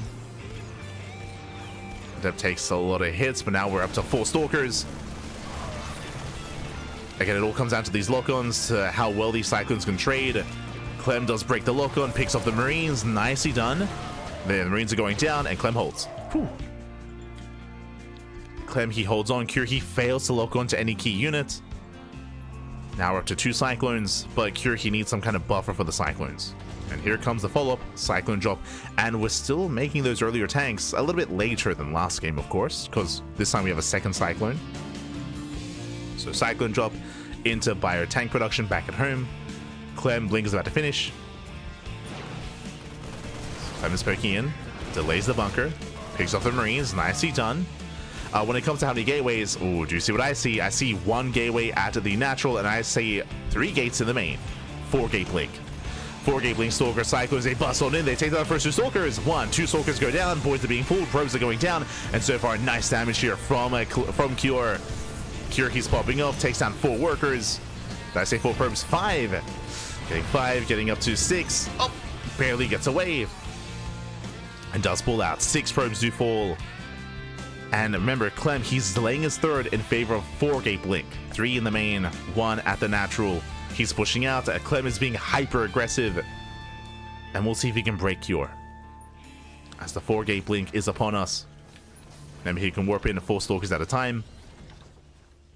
Clem does expand behind this. Doesn't warp in yet. There we go. Now reinforcing. Everything moves out. So Clem does leave 1 Stalker at home to defend. Ooh, and there's only 1 tank in the main base. Cure, he's exposed. Yeah, bunkers are going down. Marines as well. Boys, they're gonna have to be pulled here. And this is a rough defense here for Cure. Ay, ay, ay. Putting out so many SCVs. A tank goes down as well. Massive pickup takes down the tank. Takes down the Raven. And Cure, he was not set up. He was not set up. No bunker, no Raven, 1 tank. The Observer sees everything. And Clem has options. He's rotating into the main. And there's nothing here. There's just nothing in the main base. There's no tank. Stim! Stim gets denied. And Cure's being bullied. Yeah, another tank goes down. Clem, he's snowballing out of control. He punishes Cure. That is the downside of going into double Cyclone production, is with less tanks, you're more vulnerable. Remember, there was only 1 tank to defend, and GG gets called. Clem ties up the series 1-1. Whew, GG. Does tie the series up. I saw someone asking about double Cyclone drops in the meta. I think this is an example of the vulnerabilities that you have when you open up double Cyclone, is that delays your tank production, and if your opponent goes 3 gate Blink or even 4 gate Blink Stalker, that does mean that your second tank is late, and that means that you have to defend 2 locations with only 1 tank. Winding it back, Cure, he had 1 tank in his main, he had 0 tanks at his natural because he only had 1 tank, he had a bunker instead, and with 4 gate Blink, that's not good enough. That's not good enough. 4 gate Blink, it does break through, does punish. GG. GG, well played. With that, so we're getting into our next game, getting into the ace match, and spawning in the top right hand corner of Killer's Mile, we have the French Protoss player. We have the blue Protoss representing Team Liquid. Tying up the series, it is Clem. And spawning in the bottom left hand corner, we have his opponent. We have the red Terran player. We have the South Korean Terran representing Team Liquid, being forced into the ace match. We'll see if we can bring it back. It is a Cure. As Cure, he does move out with a proxy Rax. Let's go. How's a pro like Cure not see the Observer there? Even pros like Clem and Maru don't see the Observer there either. It can be quite difficult to see the Observer, especially if it is not moving, especially if you don't hear the siege in time. So yes, Observers, they do sometimes get spotted and get shut down. At other times they don't. Happens to even Clem, even Maru, every Terran player. Meanwhile, ooh, double gas. Are we going Rax into factory? Or just... Hello. We'll see. We'll see if this is just reacted Reaper into a bunker on the low ground. That would make the most sense in my mind, just because we're not really set up for an add-on for reacted Marauder. Yep, there we go. Okay, Reaper. So reacted Reaper. And this SCV should be setting up for a bunker as well. We'll keep an eye on him. Yeah, the SCV does move in. And does not get behind the mineral line. Okay, okay. He's working his way there, though. Gonna be zoned away by the probe. Back at home at factory follow-up. And can we get that bunker? There we go. Bunker has been thrown down. Now, this is a late bunker. The biggest problem here, it's a very late bunker. It is very delayed. We'll see if we can get up and running. Stalker is being chronoed as we speak. It should be done in time, though. The bunker, I mean. Stalker needs a couple more seconds. Probe goes down. Oh, shield battery gets thrown down just in time. And the bunker does complete, just barely. Whew. That was very clutch. Bunker does complete, and with that, mining is going to be denied. Now, the goal of this build is not to kill, is not to cripple, it is to delay mining at the natural. Now, this build has been weakened. This build is nerfed in the most recent patch. For those that remember, you can no longer salvage. In the past, you used to be able to pull this off, then leave, and then just salvage the bunker. Now, the salvage is denied, and now there's a bigger investment to this. Speaking of, yep, salvage is denied, and the bunker is killed. So there's a reason why you see less of this build nowadays, because now it's a bigger commitment from the Terran player. It's more expensive. So nice cleanup here by Clem. Very nice cleanup. He shuts this down. Back at home, we have Cure following this up, going for his own 1-1-1.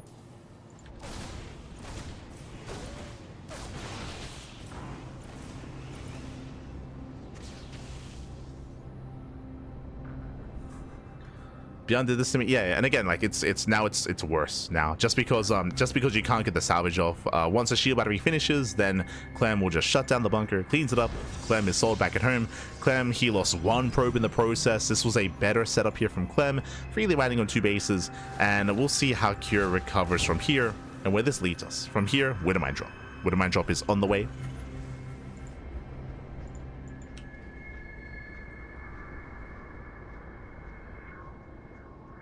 Cure is moving in. Now, I should also re-emphasize here, Jesus, that's a big commitment here into the mine drop. I was going to say that typically Widow mine drops are not really designed to get damage done. They're designed to scout. They're designed to get an eye on the gateway count. Remember, last game, Clem did go 4 Gateling Stalker, which did catch Cure off guard. So we have to keep an eye on the gateways, on the tech, on what's going on. For us, we can see it's just 2 Gateling. 2 Gateling Stalker. This is very uncommitted, going for a 3rd expansion, so very economic build out of Clem, and it's on Cure to confirm what's going on. He has to confirm how aggressive or how greedy Clem is being. So again, this is very economic. Widowmine drop in towards the main, Reapers towards the 3rd. He does get eyes on the timing of the 3rd base, now he knows. He's aware of the 3rd, he's aware of the timing. Widowmine drop into the main. Stalkers there mainly at the natural. There's only 1 Stalker in the main, sorry, 2 Stalkers in the main. Does respond in time, does react. And Cure, he does unload all 4 Widowmines. He shouldn't get much damage here. Nice zoning with the Stalkers. Very nice. Yeah, the medevac is forced back, and we'll kill the Widowmines at the same time, though. That's still going to be 6 probes. The Reapers are coming in. 7. The Reapers. 7. 8 probes going down. Not bad. Okay. 8 workers do fall, but that is a really costly drop. Basically, what happened here, usually when you go for a quadruple mine drop, you get 2 shots off, and then you can unborrow them, and you can save them, and the other Widowmines zone away the Stalkers. But here, because of the positioning, Clem, he zoned away the medevac. He couldn't save a single Widowmine. That was a big investment here from Cure. Get some decent damage, but remember, Clem went for an economic build. Clem went for a faster 3rd base, so he can sustain some of this damage. Behind this, gets across the map, gets into the mineral line, and getting up to 2 SCVs. Oh. Getting 2, 3 SCV kills. Nicely done. Nice control. Clem does blink away. Does blink back. Behind this, we do have not a Colossus follow-up. Interesting. Going into Storm instead. So going Blink Stalker into Charge is standard. Whether you go into Storm or Colossus is more of a stylistic choice. Oh. As the Raven does hit the natural. 2 probes. Not bad. Takes down 2 workers. Raven does survive. Can always go back in. Always go back in. Behind the secure, he is secure on 2 bases. He will eventually break out. Basically, the Terran player is stuck on 2 bases until Stim finishes. When Stim is done, then Cure can expand and get his 3rd base up and running. I say that, I still don't see a 3rd CC yet. Right now, we're waiting for 2 things. Waiting for either a 3rd CC or 2 more Vaxes.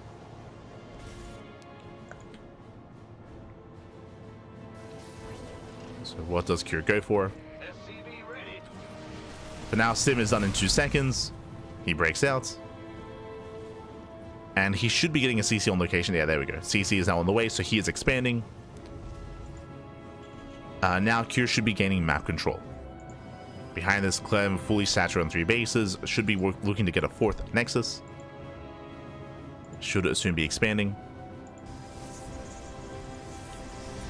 Yo, we already pre-morphed in the High Templar. Let's go 4 High Templar in the Prism. We got the Storms. Storms are getting ready.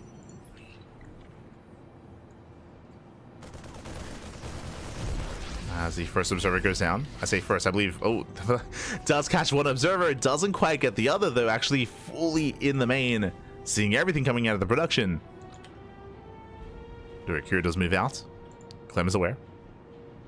Clem is getting ready. He's getting ready here. And again, the purpose of this push should be to deny the 4th. To deny the 4th base to contain Clem. I'm not so sure he can actually break the 3rd, especially with Storm. Like, Storm is waiting on top of the ramp. Cure, he scans, he rotates. Storm is coming in. Oh, massive Storm on the bio. Oh my god, the Storms, they collapse in, and Cure, he will lose everything. Yeah, the entire army goes down. He gets caught on siege. Massive catch. And Cure, he plummets in supply. 1 shot goes off. 1, 2 1 shots on the Zealots, but that's not good enough here either. Yeah, Cure, he lost everything. He's got a couple of bio units left over. From here, Clem can now expand, get his 4th, and push out. And what's terrifying, he still has Storms. Still has High Templar. Still has plenty more Storms left over. There's the NG overcharge. 2 White Templar in the War Prism. The Bay is on the way for Colossus. Clem, I assumed, was expanding on the right. My apologies, expanding on the left-hand side, so still getting a 4th nonetheless. Cure, he wasn't even pressuring the correct side. Feels bad, man. Feels bad. And here we go. Now Clem is pushing in. Another Storm in the fire. Zoning back the army. Another Storm as well. Yeah, the Storms, they just keep on going. The boys are pulled. 12 SCVs go down. And Cure has been broken. He has been broken. Again, it was just a brutal fight. The worst fight that Cure could have hoped for out on the map. The best fight that Clem could have hoped for. Catching the army on siege and catching the army stacked up. GG gets called. And Clem will take the series 2-1. Taking down Cure. GG. GG, well played. I believe that is going to confirm Cure cannot make it out of the group. Like, Cure has had a really rough time in this group. Fun fact, I believe the only map that Cure took was against Clem. He went down to ShoWTimE, he went down to MaxPax, went down to herO, but did take a map off of Clem. So, I mean, well done there for Cure to be able to put a point on the board, but has had a bit of a rougher time here in this round robin group stage. Regardless, GG, well played. The standings are shifting, and we have 1 series left to go. Exclamation mark B in the chat to have a look at the overall standings yourself. But as you can see here, we have 1 series left. The final best of 3 of the broadcast today is going to be ShoWTimE versus SHIN in a PvZ. Now, bearing in mind, SHIN did just take down herO. SHIN, he took down, I would say, the best Protoss player in the world, at least in Korea, in herO. So SHIN, he did have a good showing already. But what I will say is that that was a very aggressive series. If you missed out, I recommend the VODs, but SHIN went for a form of all-in every game. Whether it was a 3-base all-in or 2-base all-in, SHIN was hyper aggressive against herO, did bring him down. Meanwhile, ShoWTimE, he has a reputation for being more of a defensive player. The chances of ShoWTimE getting caught with his pants down are going to be lower than herO, just because they're very different kind of players, right? herO is also very aggressive. herO, he likes cutting corners, he likes being in your face if he can. So herO, usually his biggest weakness is more of his defensive play. So we'll see how ShoWTimE compares to SHIN. Curious. I'm curious to see how that does unfold, how that does turn out. A clash of styles, if you will.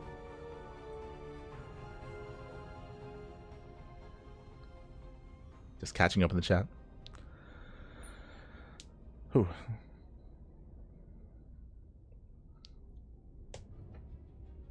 Here we go.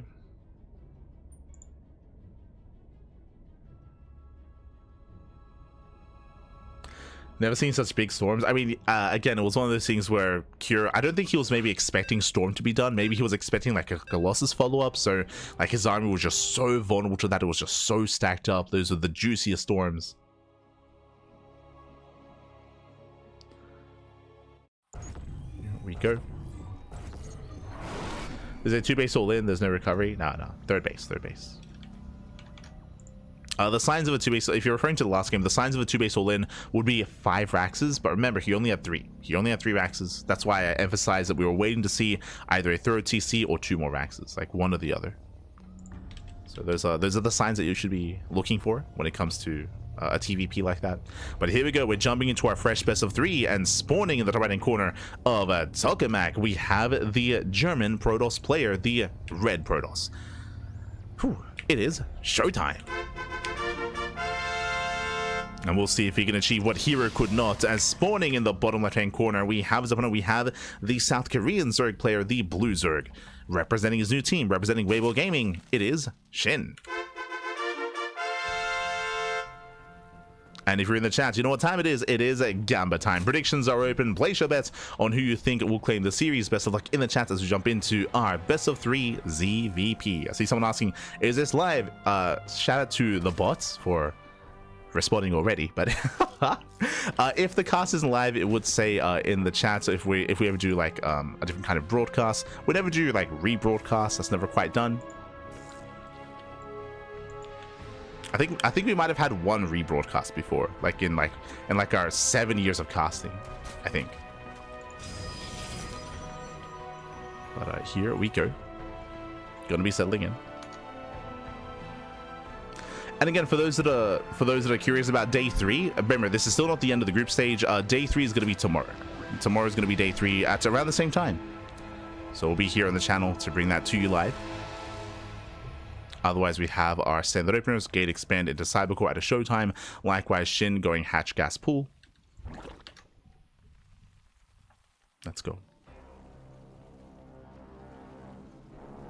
Let us go. Oh, right.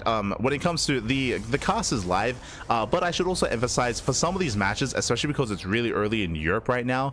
For example, the EU versus EU matches, for example, are like from replays. They are played out ahead of time, and then we do cover them live here. We don't know the results coming in. The players, I suppose, do, but we do have a third party. We do have an admin that does actually host the lobbies and brings myself. Inu's also casting in Korean. And I believe we're going to be having more casters for the playoffs. I believe that's where like we're going to have like Spanish casters like Enki, or potentially even Brazilian casters like Cosmos, once we get into the playoff portion of the bracket. Of the tournament.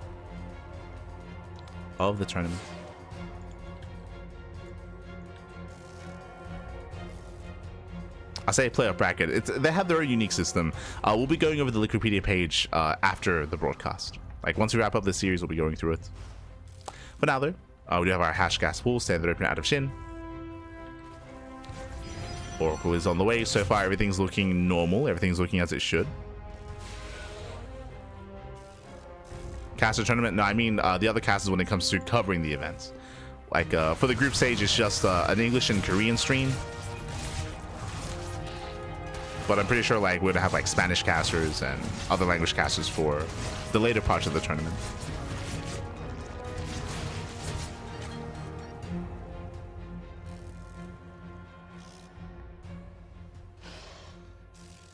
Now there's ShoWTimE going for a Stargate opener, Oracle into a third base. Very standard play here at a ShoWTimE, claiming his third, settling in.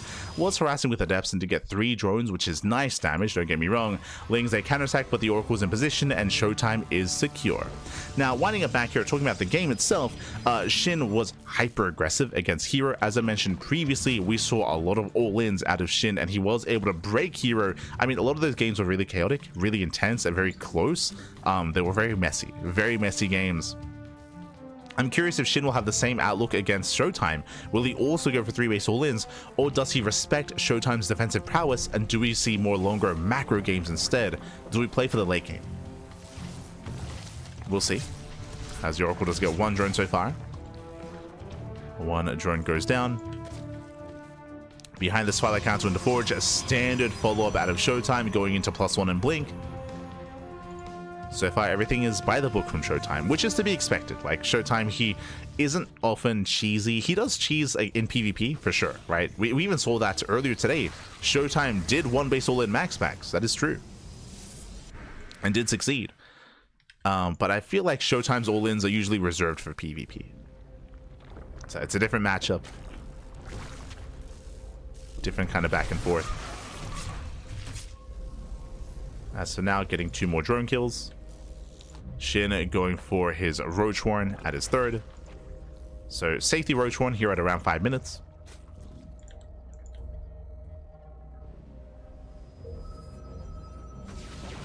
SHIN moves out. Gets into the natural. Nice around here on the shield battery. Shield battery goes down. Oracle's out of position. And these things are going for the Stalkers. Yeah, brutal pickoffs here as he's going to get at least 2 Stalkers, maybe even 3. There we go. 2 Stalkers go down. Trading minerals for gas. A better trade for SHIN. You know, if they get across the map, Lings are not him to defend. Oh, this is going to be brutal here.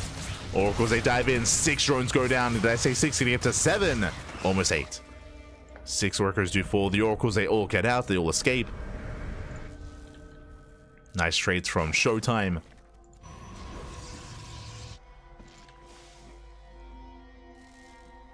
And he rotates over looking for more damage.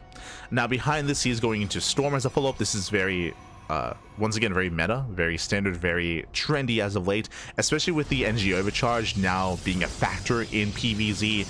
Going into High Templar, going into Storm, and having extra Storms as well is the go-to. Every now and then we still have, as Lings do slip in. They tried to slip in, I should say, and we'll get a full scout. Every now and then we have players like Creator. Creator, for example, he can be quite fun of going into Colossus as a follow-up, which is still viable, but it's a little bit more old school. So very 2024 is what I will say. Going into Colossus. As stasis traps are being thrown down. Shield batteries as well. Jesus, ShoWTimE walling up completely here at the 3rd. And you can see the stark contrast. Remember the SHIN versus herO games where whenever SHIN would all in, herO would not have anything. He wouldn't even have a shield battery at the 3rd. Like, he wouldn't even have 1, let alone like 3 shield batteries and 3 cannons. Like ShoWTimE, he's fully walled up. And SHIN is getting a 4th base, and SHIN is teching. That's what's important here. SHIN, Infestation Bit is on the way. This is the first sign of Hive, the first sign of Lurker tech. And this is something that we rarely saw against herO. And there we go. SHIN, he's droning. SHIN is droning. He is saturating. He's not going for the all-in. ShoWTimE is ready for a push that isn't really coming. As SHIN, he's posturing, he's trading with the army, picking up a couple of Stalkers. SHIN, he shouldn't commit into this. He doesn't. He rotates over. He's going to threaten the 4th. And again, SHIN is droning. SHIN is droning. SHIN is saturating.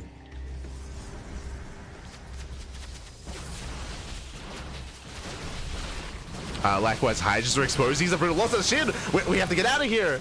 And SHIN, he will throw away so many Hydras. SHIN getting a little bit too excited. Should not have been here out on the map. Not with his Hydras, not like this. And that was how many? That was 15 Hydras for 4 Stalkers for nothing. And again, remember, SHIN was not all in. SHIN was droning. SHIN did not have to be here. And again, got too excited, bled out so many units. Behind this, he's switching into Lurkers. That is true, but now SHIN, he's weaker for it. And ShoWTimE, now he's walling out. Yeah. He's just chilling. He's replicating this defense here at his 4th base. I would say that at this point, ShoWTimE can be greedy. Like, that was a really strong fight. I mean, sorry, I should say ShoWTimE can do 2 things.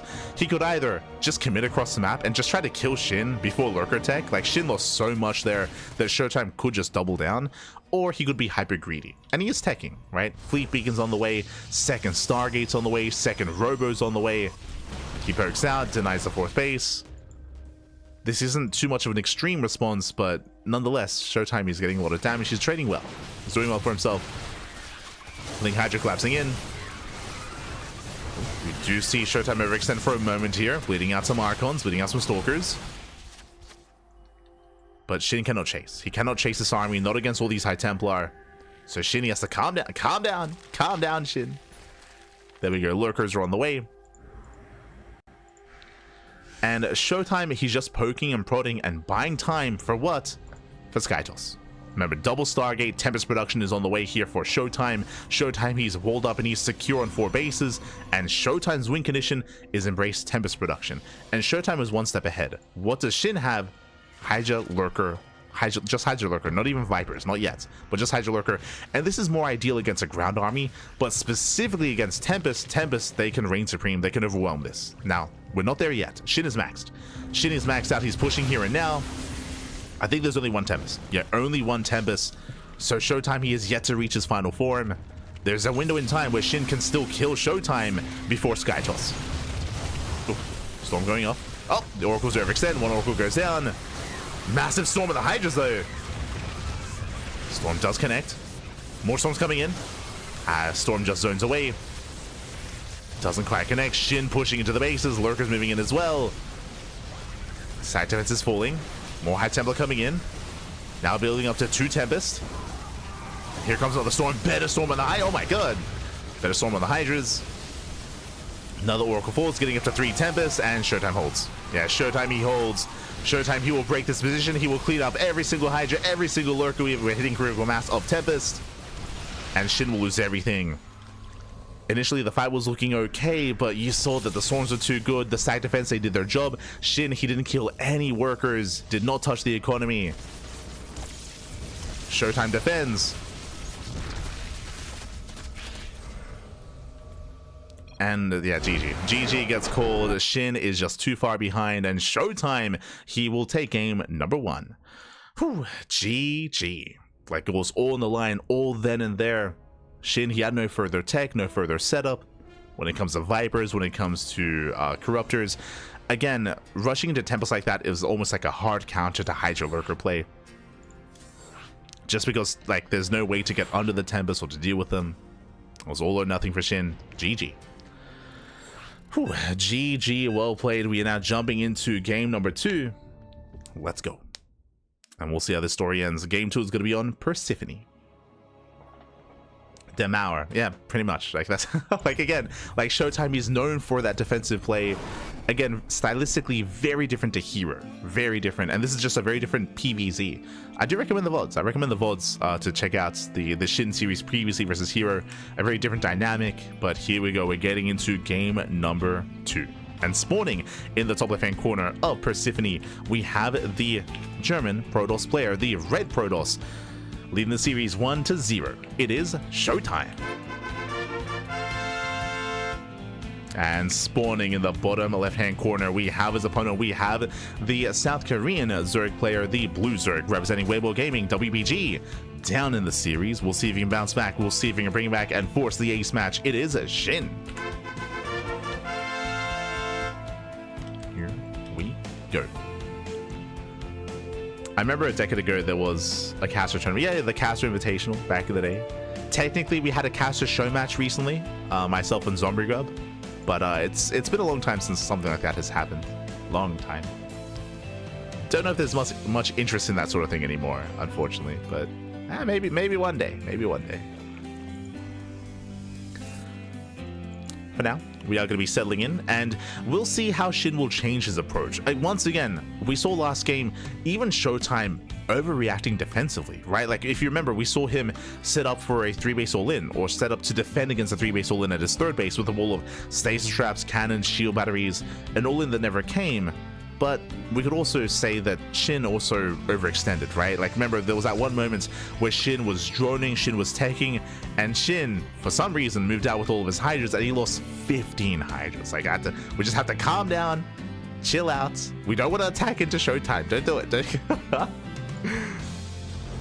We'll see. We'll see if SHIN tries to be more economic and tries to be more greedy. We'll see if he doubles down. We'll see if he's like, you know what? You know what the problem was? I needed to be more aggressive and more all-in, and he just doubles down even further. We'll see. We'll see. For now, hatch gas pool. SHIN going to be settling in. Likewise, standard open out of ShoWTimE as well. Also just catching up with the chats. interesting that MaxPax is doing worse than ever after mixing up his tactics a lot more. I would say that he no longer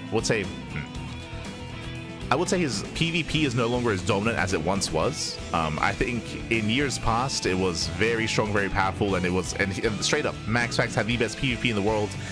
That has shifted in the new meta with the change to the overcharge. Not just that, but also with other players embracing the MaxPax opener. If you missed out, I recommend the VOD for ShoWTimE versus MaxPax earlier today. But I think, for example, MaxPax and ShoWTimE, they had mirrored builds in game 2. They had mirrored builds, you know, they both opened up Phoenixes, they ended up in Phoenix Wars, and ShoWTimE just had superior Phoenix War like control and setup there. It was impressive. I was very impressed by ShoWTimE in that PvP in those Phoenix Wars in game 2. And that just has to do with how I wouldn't say necessarily that has to do too much with it when it comes to the tactics of MaxPax or anything like that. Just really solid play by ShoWTimE. But regardless, we're settling in. Regardless, featuring ShoWTimE in different series and different matchup. Let's go. But now Oracle opener. We should be seeing ShoWTimE just go Oracle into a third base, into triple Oracle, into +1 and Blink. We don't really expect too much deviation here out of ShoWTimE. Really, my eyes are going to be on SHIN. At any moment, does he stop making drones? At any moment, does he throw down extra gases? Does he tech up harder? Does he cut worker production and commit to an all-in? My eyes are mainly on SHIN. But we'll see. Now, I should also talk about the map a little bit as well. Welcome one and all to Persephone. Now, something about Tokamak. Tokamak, the map that we just had in game 1, is one of, if not the most defensive maps of the map pool, where you have a very secure natural, third, and fourth base. Here, the map is more open, and the rush distance by ground is shorter. Bear that in mind. Shorter rush distance by ground, aggression is more favored on Persephone than on Tokamak. As Oracles poke in, Adepts take into the shade, they get 1, they get 2 drones. Do we get 3? Barely not. 2 workers go down for 2 Adepts. That is, I would say, a solid defense here from SHIN. Trading 2 for 2. Behind this, yep, Forge, Twilight Council, +1 and Blink on the horizon here for ShoWTimE. Now, I know that I said that this is a more aggressive map, but going into the details here, as opposed to on Tokamak, you have an entrance towards the third, towards the fourth, and towards the natural as well. If you remember, on Tokamak, this area here in between the bases is walled off. This area is walled off with rocks, so there are less attack paths, which means you are more secure, and there are less kind of avenues for opponents to poke in. Here, it's more open, right? Here, you can poke in to set third base. You even have multiple entrances into the third by knocking down these rocks. Likewise, you can poke in between the bases here at the natural. And as a result, we do see a lot of German taxis on this map. We see a lot of Ling Queen all-ins as well, with Queen walks across the map, Nidus play as well. The rush distance by ground is shorter. Stasis into the main. Stasis will connect. Oh! Does pull away in time. Whew, thankfully. Yeah, it does pull away. Oh my god, that was close. Almost comes back too soon. And SHIN does hold. Behind this SHIN going into +1 melee, this screams Ling Hydra. No Roach Warren this time, so Hydra is on the way, going straight up Ling Hydra instead. Oracles poke in, Master Revelation, getting eyes on the gases, and getting eyes on the Evo Chamber as well. So more or less ShoWTimE knows. He knows there's no Roach Warren, he saw the early Evo Chamber, should recognize Ling Hydra.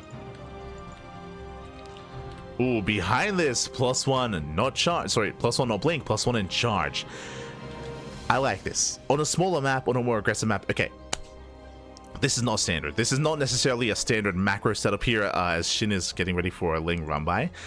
This time, no blink stalkers, no +1 for that kind of army setup. We have charge, Archons, and Immortals. This is an earlier push. This is an earlier push. This is ShoWTimE being aggressive instead. We're going for a charge timing. Let's go. Oh, I'm going into mutas. Oh, this is dangerous. This is dangerous here. Spire is on the way. This is dangerous, I would say, for SHIN, because remember, ShoWTimE is moving out soon. ShoWTimE is going to be the one to push, not SHIN. And if SHIN's banking resources for mutas, then he's going to be caught with his pants down. He's going to be caught out in the open. SHIN, he has to recognize how much danger he's in. Hopefully, he does spend everything on Hydras and he does build up an army. We'll see. Right now, waiting for Storm. Waiting for Storm. Storm is on the way. Then ShoWTimE can push. Charge is complete. High Templar gathering energy.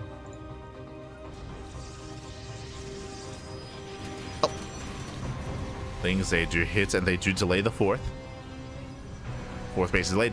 SHIN, he saw all these zealots, so he's aware. He's aware of charge. SHIN knows. Knocking down those rocks. Spire is almost done. And once Storm finishes, ShoWTimE can break out. Will he, though? Like, you can see that ShoWTimE, he's getting ready for an all-in. He's getting ready to be hyper-defensive. But SHIN is just buying time. Muta production has begun. So far, SHIN doing a great job of just keeping ShoWTimE busy. Uh-oh. ShoWTimE, he sees all these exposed Hydras. And ShoWTimE, he commits. Yeah, ShoWTimE, he commits. He's going for it. Lings, they just ignores the Lings. Hydras are falling. And Mutas, they won't really help too much here in the defense. As it's all or nothing for ShoWTimE. ShoWTimE is getting a fourth base. Storm has now arrived. And we got to keep going. We got to keep going. Remember, no Banelings. No Banelings to defend. No Lurkers either. Like, SHIN's army is very vulnerable. But ShoWTimE is taking his time. He doesn't know that there are no Lurkers. He doesn't know that there are no Banelings. Like, we can send it. We can send it back. We can send it. We do see SHIN going for a massive counterattack instead. Now ShoWTimE pushes in. But this is late. Yeah, Mutas have arrived. Now he knows. Now he realizes, like, oh, I see what you've done here. Mutas get across the map. ShoWTimE, he has to keep going, but has he waited too long? As there's the recall. And SHIN defends. SHIN, he defends, gets across the map. ShoWTimE did not commit.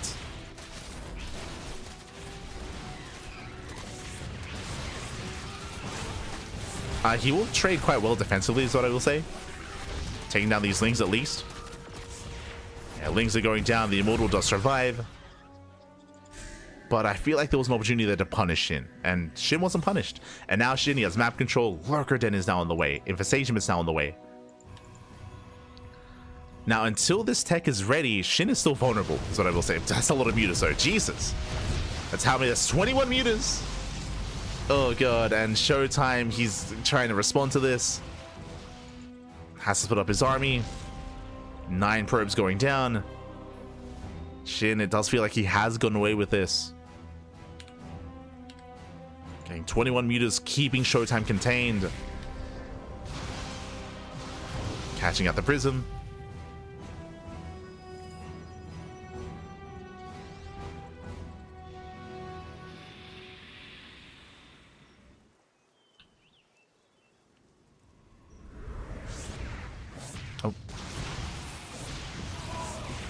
Yes, Mutas. Oh, they do take some storms to the face. Oh my god, a lot of storms. They take down some High Templar in the process. 4 High Templar going down. We have attempted Phoenixes here from ShoWTimE. Phoenixes are building up. Blink is still not yet done. Denies +1 shields. And you can see how much more comfortable now SHIN is. Bleeds out some some Mutas towards the end there. But now we have 10 Lurkers morphing in. And unlike the previous game, there's no Sky Toss. There's no Tempest this time, right? There's no setup for Tempest, no setup for that Sky Toss switch. This time, Lurkers can reign supreme. So you can see how this kind of style, this kind of composition can work better here with SHIN in control of this game.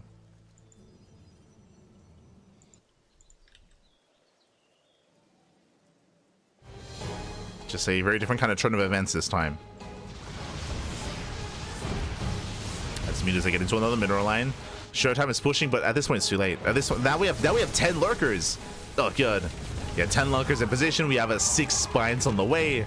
SHIN fully walling up. And ShoWTimE, I'm not so sure he can break this. He's gonna try to, though. Decent storms. Storms on the Lurkers. Where's the Link support, by the way? ShoWTimE is breaking through. He's breaking through the Lurkers. Lurkers going down one after the other. Nice lifts here with the Phoenixes. Very nice. And SHIN out of position. SHIN is racing on over. The Lurkers, they were on their own. 21 drones going down. But I believe SHIN is still going to clean this up. Stasis goes off. Not bad.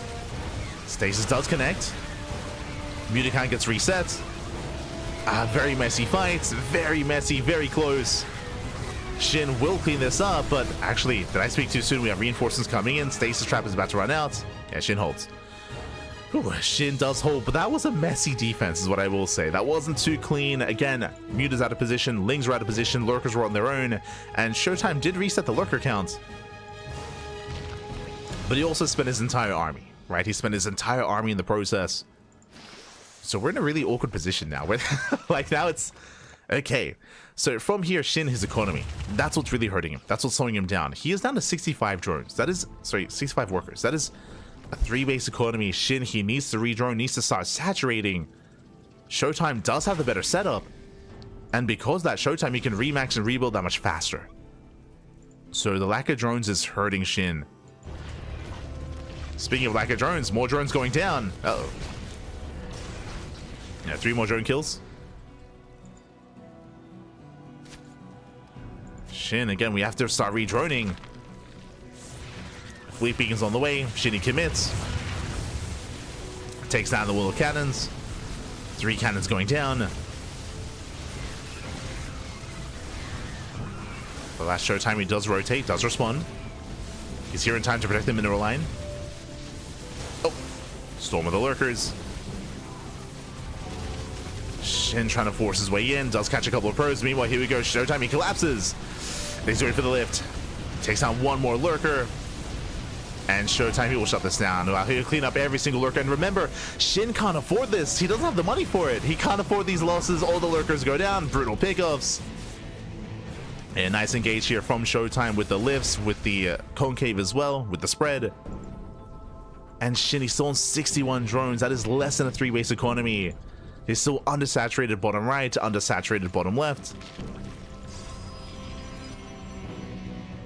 And now you can see the supply disparity. Now you can see the economy kick in for ShoWTimE, where it's getting further and further ahead. And this all comes down to the economy. It just comes down to the drones.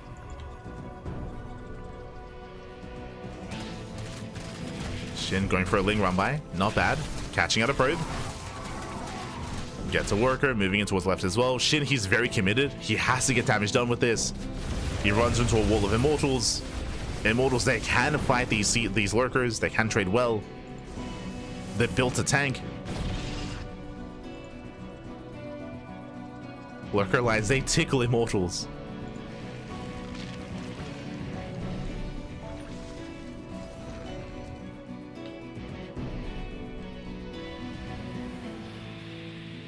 And SHIN is just being outscaled. He's just being outscaled at this point.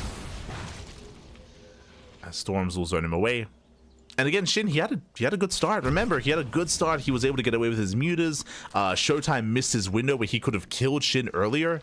So that like everything went as best as it could have for SHIN. As best as it could have, going into mutas, switching into lurker tech.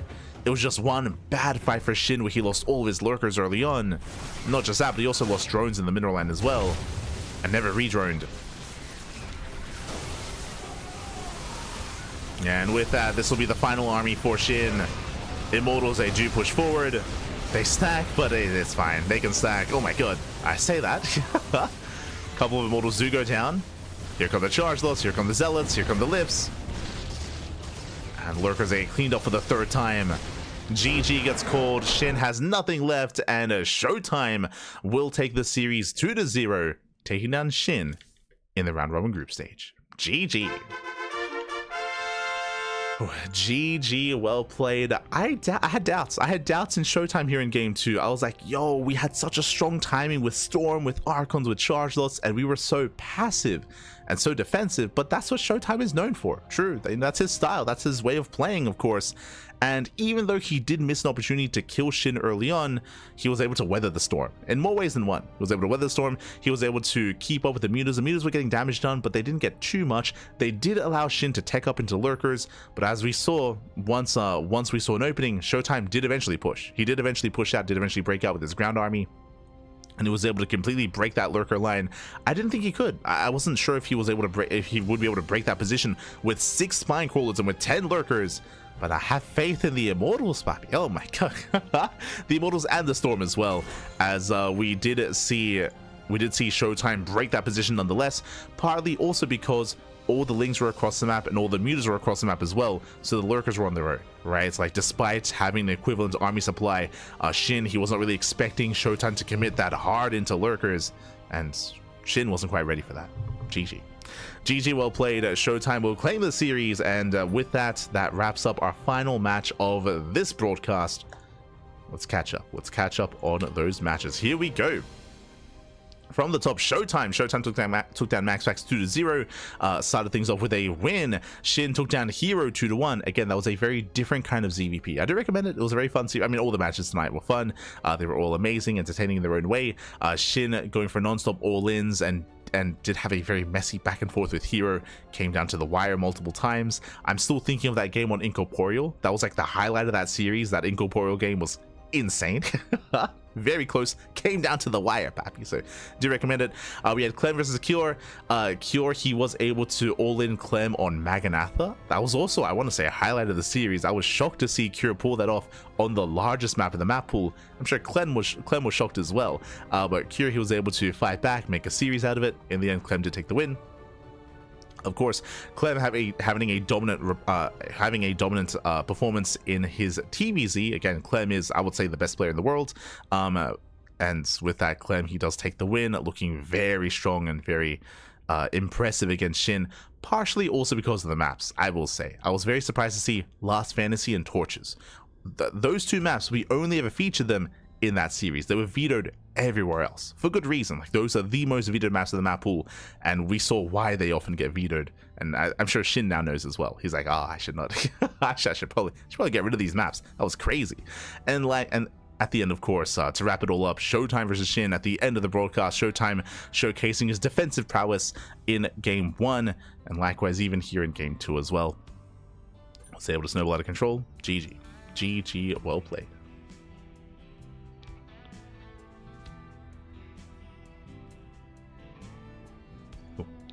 And with that, we also have the rest of the event to catch up with as well. Un momento here, as I do refresh, I do go over the future results and the rest of the group.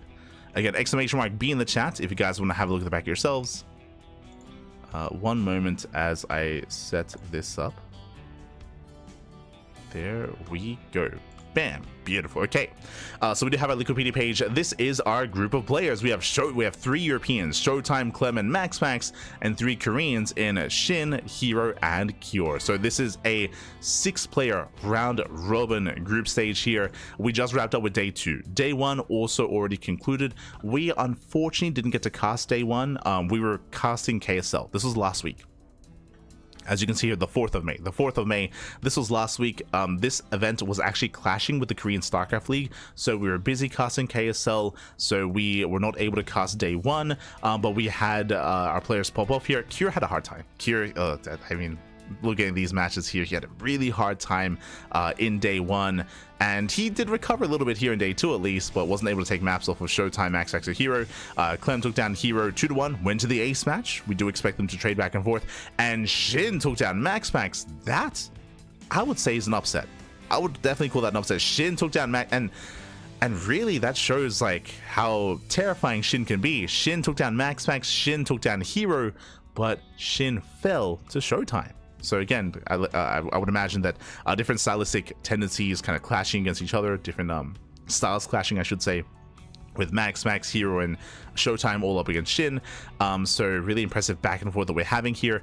And we have tomorrow's matches. MaxPax versus herO, another PvP to start things off. We then have SHIN versus Cure, Clem versus MaxPax, ShoWTimE versus herO, another PvP, and ShoWTimE versus Clem. So we have a couple of mirror matchups here, but overall we are going to be wrapping up the group stage tomorrow. In 24 hours, in less than 24 hours. So do tune in. It's going to be a lot of fun, I'm sure. And that leads us into the playoffs. Now, the playoffs is going to be an interesting format. We have a gold match, which is like first place match, bronze match, third place match, and silver match, second place match. I'm curious how this is all played out. I would imagine we play the gold match first. No, we work up from the silver match. It's gonna yeah, okay, yeah, gold match first to find out the #1 player.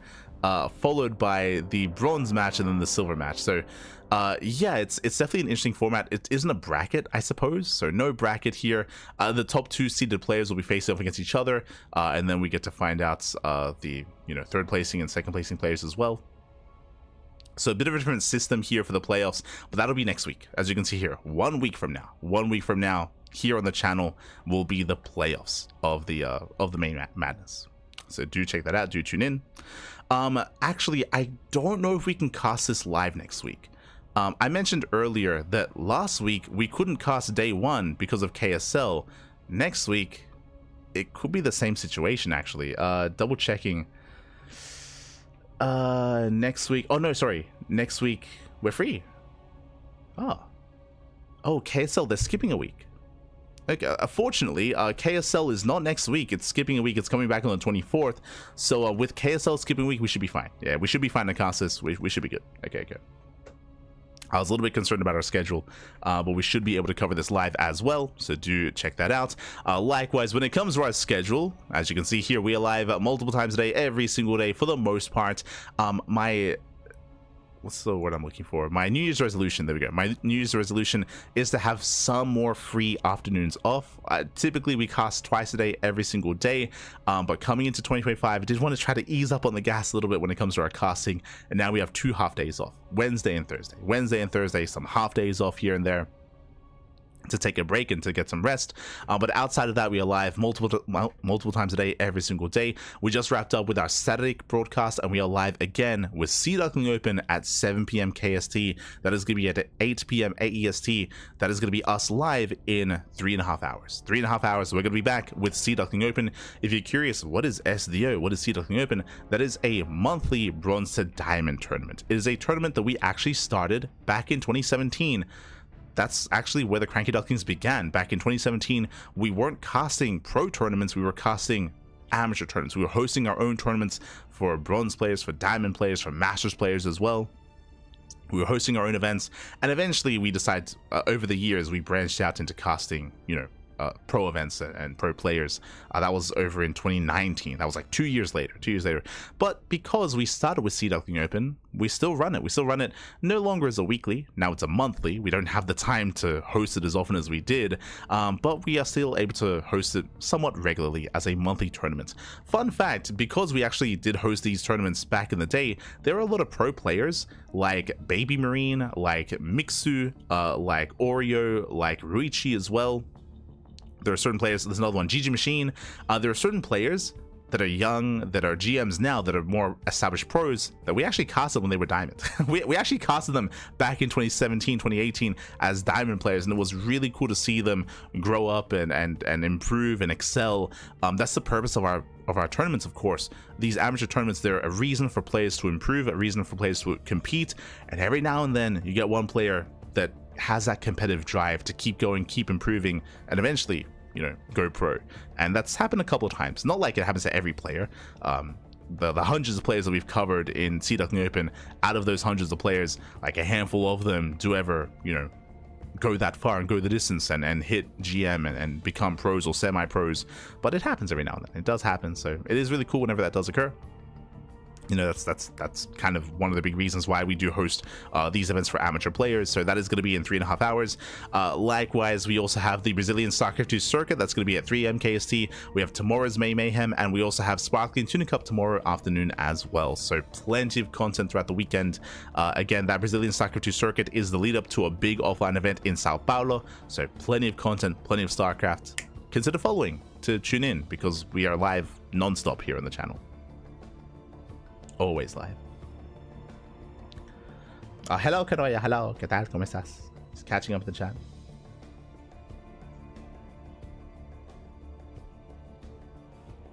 Just catching up.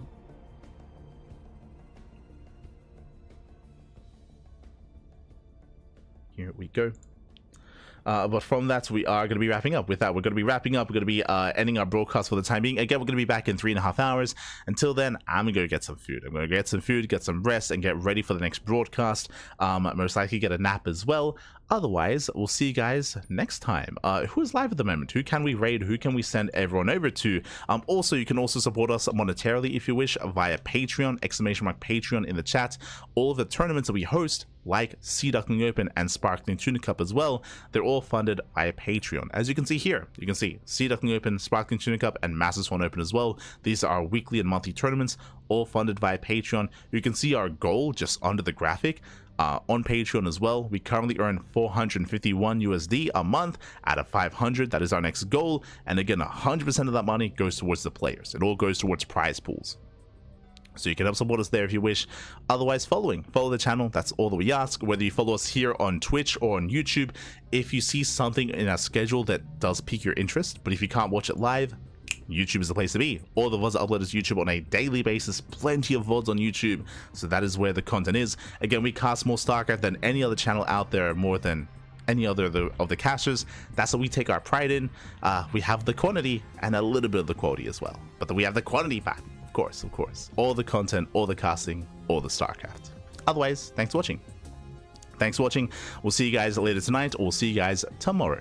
Until then, hasta luego. Ciao, papi, ciao. Hasta luego. Thanks for watching. Do appreciate it.